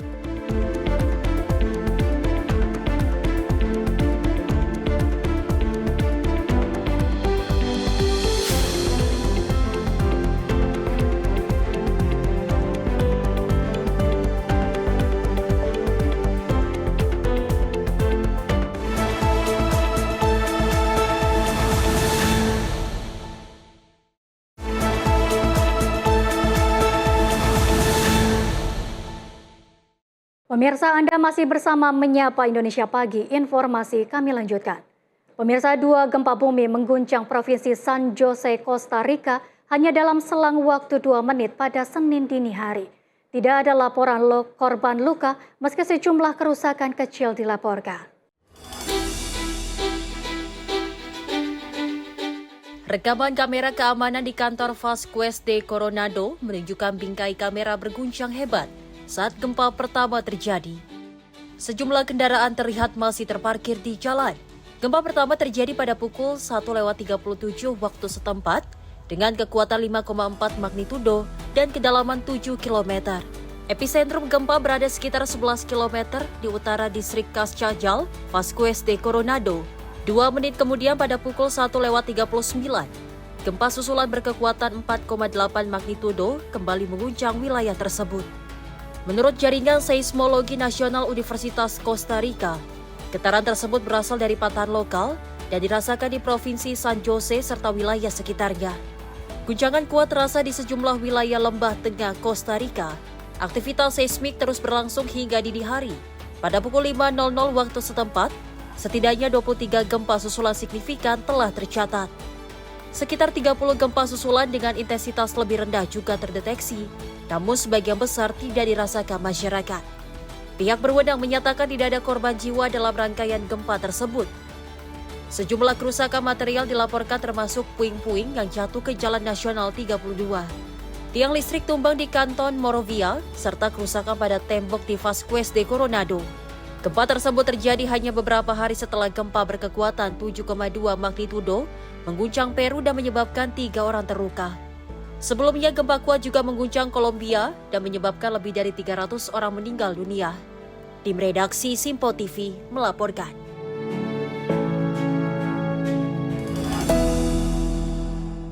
Sementara itu, pemirsa, pesawat pemadam kebakaran Canadair terbang hanya beberapa meter di atas petugas saat memadamkan kebakaran hutan di Pulau Sveti Klemen, Kroasia. 4 pesawat Canadair dan puluhan petugas diterjunkan untuk mengendalikan api yang melanda kawasan tersebut.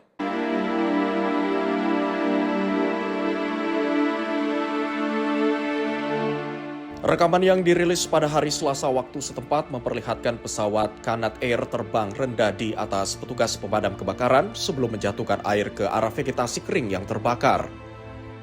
Kebakaran terjadi di kawasan Flaka di Pulau Sveti Klemen yang merupakan pulau terbesar di Kepulauan Pakleni dekat Var. Sekitar 30 petugas pemadam kebakaran dibawa ke pulau tersebut menggunakan perahu. Sementara 4 pesawat Kanat Air diterjunkan untuk membantu operasi pemadaman dari udara. Petugas berhasil mengendalikan api sekitar pukul 14 waktu setempat.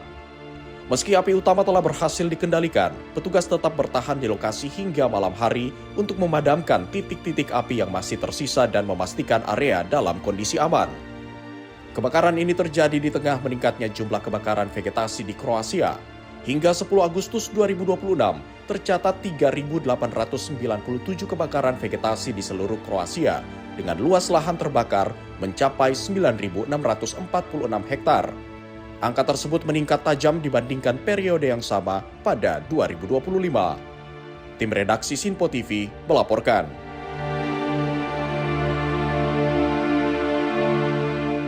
Pemirsa, kondisi Bandara Militer Abu al-Duhur di Suriah terlihat porak-poranda setelah digempur 8 serangan udara Israel.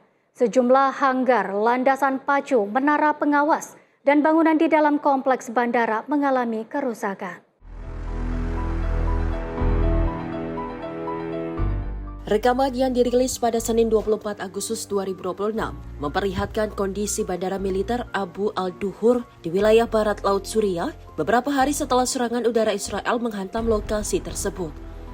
Sejumlah fasilitas terlihat rusak, termasuk hanggar, landasan pacu, menara pengawas, dan bangunan di dalam area bandara.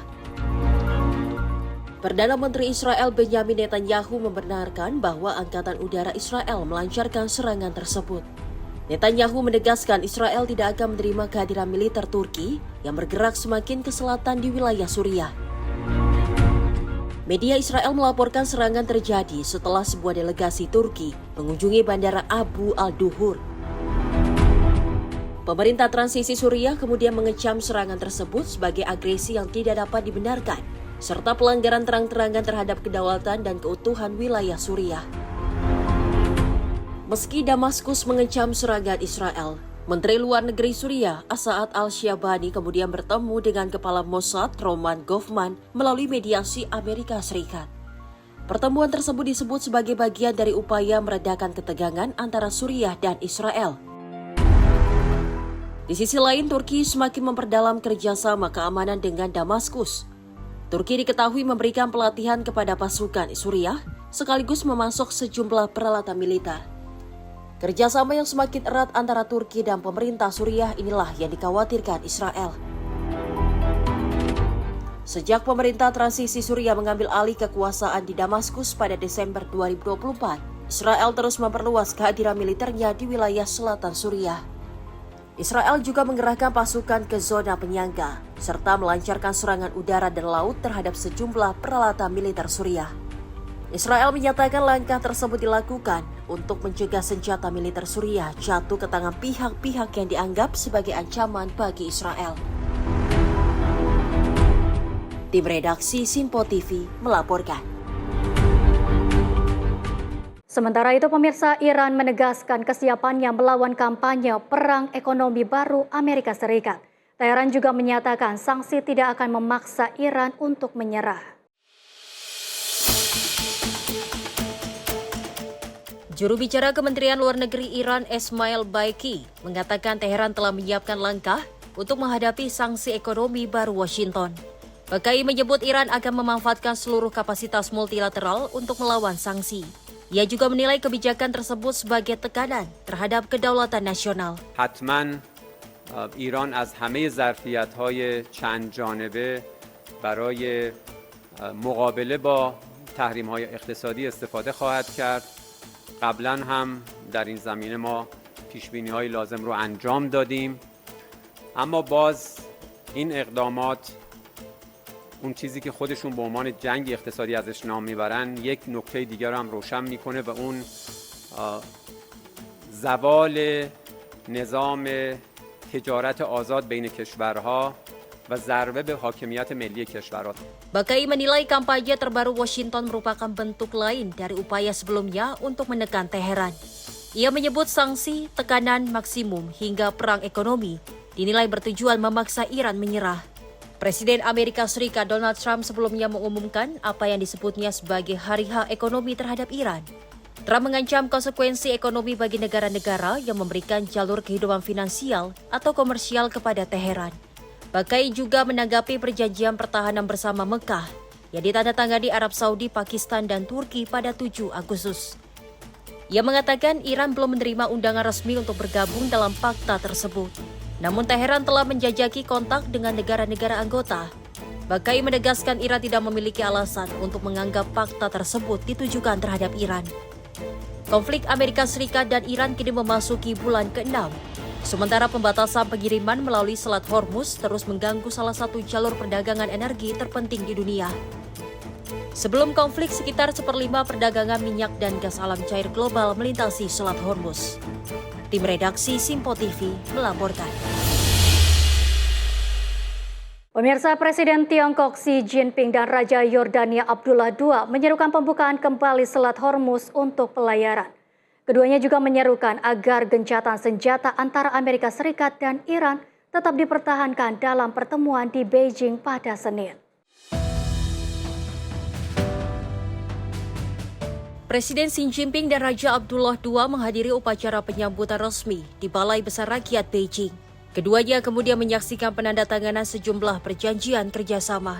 Kesepakatan tersebut mencakup berbagai bidang, termasuk urusan luar negeri, ekonomi dan perdagangan, rantai industri dan pasokan, serta kerjasama peradilan.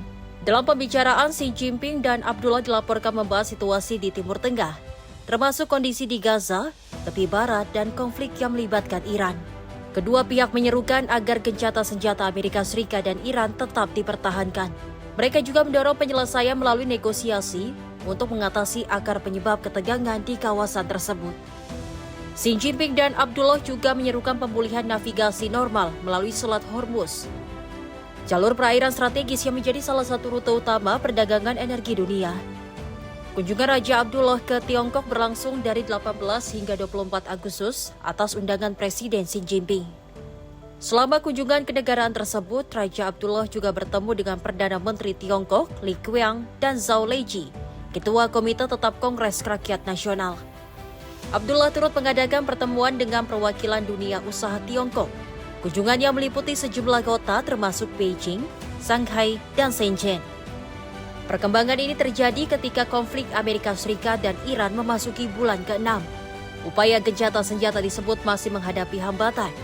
Sementara pembatasan pengiriman melalui Selat Hormuz terus mengganggu perdagangan energi global. Sebelum konflik, sekitar 1/5 perdagangan minyak dan gas alam cair dunia diketahui melintasi Selat Hormuz. Kini seruan dari Tiongkok dan Yordania diharapkan dapat mendorong pemulihan pelayaran normal, serta memperkuat upaya diplomatik untuk meredakan ketegangan di kawasan Timur Tengah. Tim redaksi Simpo TV melaporkan.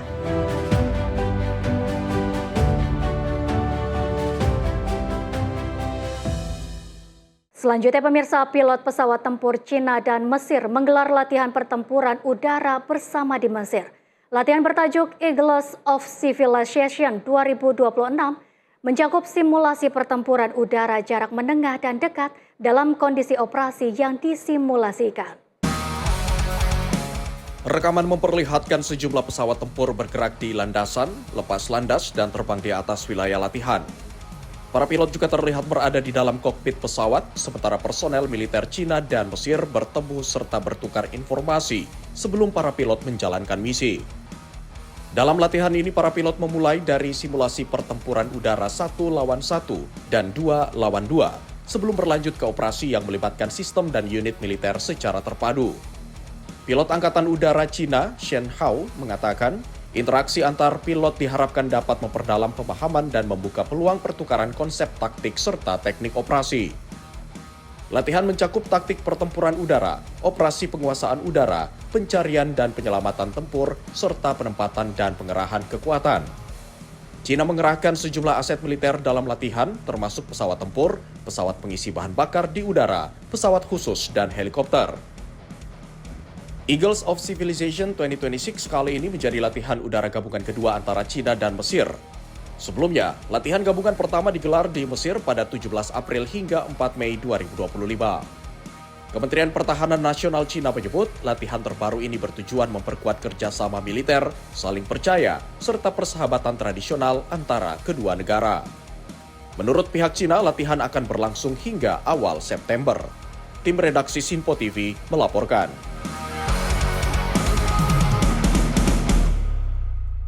Pemirsa, para petani di Zimbabwe bagian timur memanfaatkan irigasi bertenaga surya untuk menjaga tanaman tetap tumbuh di tengah musim kemarau. Sistem ini membantu kebun komunitas menjadi sumber pangan, sekaligus meningkatkan pendapatan masyarakat setempat. Para petani di kebun komunitas Mutekwa-Tekwa, Desa Citio, terlihat merawat lahan, menanam dan menyiram tanaman. Sejumlah petani perempuan terlihat mengambil air dari keran yang terhubung dengan sistem irigasi bertenaga surya. Panel surya yang terpasang di samping lahan digunakan untuk menggerakkan sumur bor yang menyediakan air bagi kebun. Petani Beauty Mano-Mano mengatakan, sebagian hasil panen dikonsumsi oleh keluarga para petani. Sementara hasil panen yang berlebih dijual ke kota Mutare yang berada di dekat wilayah tersebut. Pendapatan dari hasil panen menurut Mano-Mano telah membantu sejumlah petani membiayai sekolah anak, memenuhi kebutuhan pangan, serta meningkatkan kesejahteraan keluarga. Shanduko ya muno mugadheni medu inyaya yekuti vamwe vakuwana mari dzekuendesa vana kuchikoro, vasina vana vezvikoro vaya vakuonawo chikafu chekudya ne4-star diet ndiye takadzidziswa yatinourima mugadheni munomu kuti tigone kuramba tichichengeta unyangwe nevana vadiki. Keberadaan kebun ini juga memberikan sumber pendapatan tambahan bagi para perempuan. Sejumlah petani mengaku mampu membeli ternak dan mengelola pendapatan melalui klub tabungan komunitas. Para petani juga menekan biaya produksi dengan memanfaatkan pupuk organik. Kotoran sapi dan kambing digunakan sebagai pengganti pupuk kimia. Kebun komunitas Mutekwa-Tekwa didirikan pada 2023 oleh masyarakat setempat dengan dukungan USAID melalui program Takunda. Program tersebut merupakan inisiatif ketahanan pangan dan ketahanan masyarakat selama 5 tahun yang dipimpin CARE di Provinsi Manicaland dan Masvingo, Zimbabwe. Kini sekitar 50 petani masih aktif mengelola kebun tersebut. Kombinasi air tanah dan energi surya memungkinkan tanaman terus tumbuh saat curah hujan tidak mencukupi kebutuhan pertanian. Pertanian menjadi salah satu penopang utama perekonomian Zimbabwe. Sektor ini mempekerjakan lebih dari 80% penduduk pedesaan dan menyumbang sekitar 17% terhadap produk domestik bruto atau PDB nasional. Di tengah ancaman kekeringan dan curah hujan yang tidak menentu, kebun Mutekwa-Tekwa menjadi contoh di tingkat komunitas bahwa irigasi bertenaga surya dapat membantu menjaga produksi pangan, meningkatkan pendapatan rumah tangga, dan memperkuat ketahanan petani menghadapi musim kering. Tim redaksi Sinpo TV melaporkan.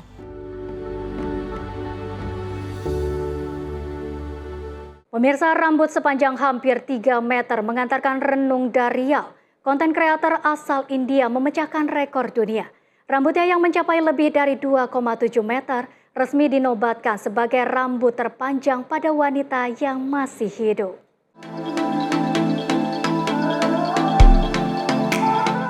Inilah rambut panjang milik Renung Daryal yang ketika diuraikan sepenuhnya menjuntai hingga menyentuh lantai. Daryal resmi memecahkan Guinness World Record untuk kategori rambut terpanjang pada wanita yang masih hidup dengan panjang rambut mencapai 271,50 cm atau sekitar 8 kaki 10 inci. Panjang rambut tersebut hampir menyamai tinggi plafon rumah pada umumnya.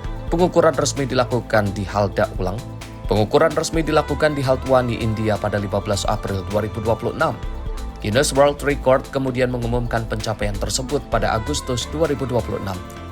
Daryal mengaku sangat bangga atas rekor yang berhasil dicapainya. Rambutnya tumbuh terus tanpa dipotong sejak 2015, namun mempertahankan rambut sepanjang itu bukan perkara mudah. Setiap hari, Daryal menghabiskan waktu sekitar 30 menit untuk mencuci rambut, 1 jam untuk mengeringkannya, dan 1 jam lagi untuk mengurai rambut yang kusut. Untuk merawat rambutnya, Daryal mengandalkan minyak rambut alami buatannya sendiri. Minyak tersebut dibuat dari sejumlah bahan herbal, di antaranya lidah buaya, amla atau malaka India, biji sopnal, sopot, false daisy, dan water hyssop. Ia juga menyarankan orang yang ingin memanjangkan rambut untuk menggunakan sisir bergigi lebar, menyisir secara perlahan dan tidak terburu-buru. Bagi Daryl, rambut panjang bukan hanya soal penampilan. Perjalanannya juga terinspirasi dari tradisi budaya India yang menganggap rambut panjang sebagai simbol kecantikan dan warisan budaya. Pencapaian Daryl sekaligus menggeser rekor sebelumnya yang dipegang Alia Nasirova asal Ukraina dengan panjang rambut 257,33 cm. Kini, rambut sepanjang 271,50 cm milik Daryl resmi menjadi rambut terpanjang di dunia pada wanita yang masih hidup. Tim redaksi Sinpo TV melaporkan.